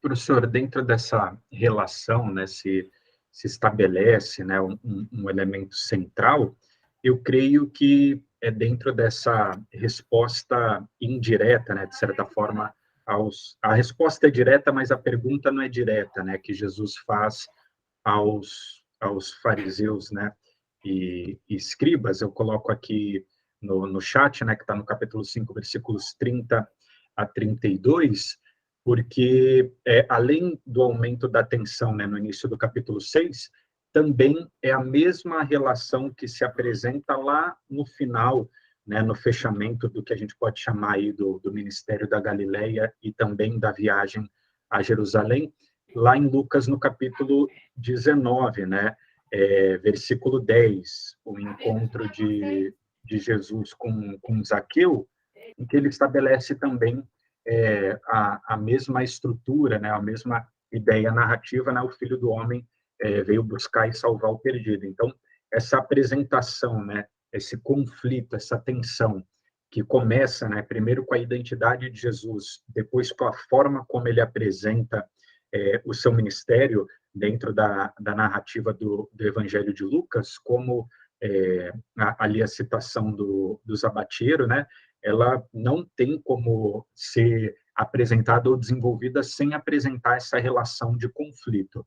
Então, vai ficar mais claro, né, essa objeção dos fariseus e escribas para a forma como Jesus se apresenta, né, porque mais para frente a gente vai ver que eles se consideram justos, né, da forma como eles se apresentam e no pseudo cumprimento da lei e outras questões. E eu creio que a forma, né, desde o início, como Jesus é apresentado como Filho de Deus, a autoridade que também já é citada no capítulo 5, a autoridade de quem ensina, que é comprovada, né, através das suas curas, que também são apresentadas no capítulo 5, o contraste de Jesus com a figura do pecador, uma série de coisas, mas aquele que está disposto, né, aquele que está disponível ao pecador, vai apresentar, na minha opinião, né, esses textos apresentam esse elemento-chave que vai ser desenvolvido até o final do caminho ali nas portas de Jerusalém, e culmina talvez, né, com a figura do maioral, né, o maioral dos publicanos, Zaqueu, apresentando também, de certa forma, o pecador, que seria a salvação impossível, né, praticamente, e a gente vê essa relação também, né, Jesus concluindo, de certa forma, esses primeiros blocos, né, da narrativa de Lucas, com esse versículo, né, o Filho do Homem veio buscar e salvar o perdido, que é a mesma ideia que ele já apresenta no capítulo 5, né, que não veio chamar os justos e sim os pecadores ao arrependimento, como tentei demonstrar ali, né, essa estrutura, né, apresentada por essas figuras, né, que são relatadas no capítulo 5 e que, de certa forma, desenvolvem, né, a moldura ali do quem serão os discípulos, né, ou de que forma, ou que tipo de público que vai ser chamado ou que vai aceitar o ministério e a identidade de Jesus, ainda que de maneira, essa relação vai sendo aprofundada, né, em outros encontros, em outras situações de Jesus com pecadores e outras figuras, outras manifestações de cura, né, ao ponto que, como eu falei na minha leitura, e acho que eu tento apresentar um pouquinho dentro da minha dissertação, a narrativa de Zaqueu também é fundamental para apresentar e concluir essa identidade narrativa messiânica de Jesus no Evangelho de Lucas. Ainda não é como eu faço cura ali, né, com João, né, não é uma resposta definitiva, mas é uma proposta, né, dentro daquilo que o senhor propôs também com a pergunta. Obrigado, professor. Bom, no seu caso, você vai ter a banca para te ajudar a pensar, né, Lucas? Ou não, né? Bom, gente, eu acho que é isso, o nosso horário já passou. Quero agradecer muito a Júlia, super simpática, disponível. Obrigado, Júlia, por estar com a gente esse tempo todo. Obrigado, gente, vocês são, né, parceiros do nosso grupo de pesquisa, é muito bom perceber as pesquisas evoluindo, né, a coisa está crescendo. Da minha parte é isso. Júlia, você quer fazer alguma palavra final aí e tal?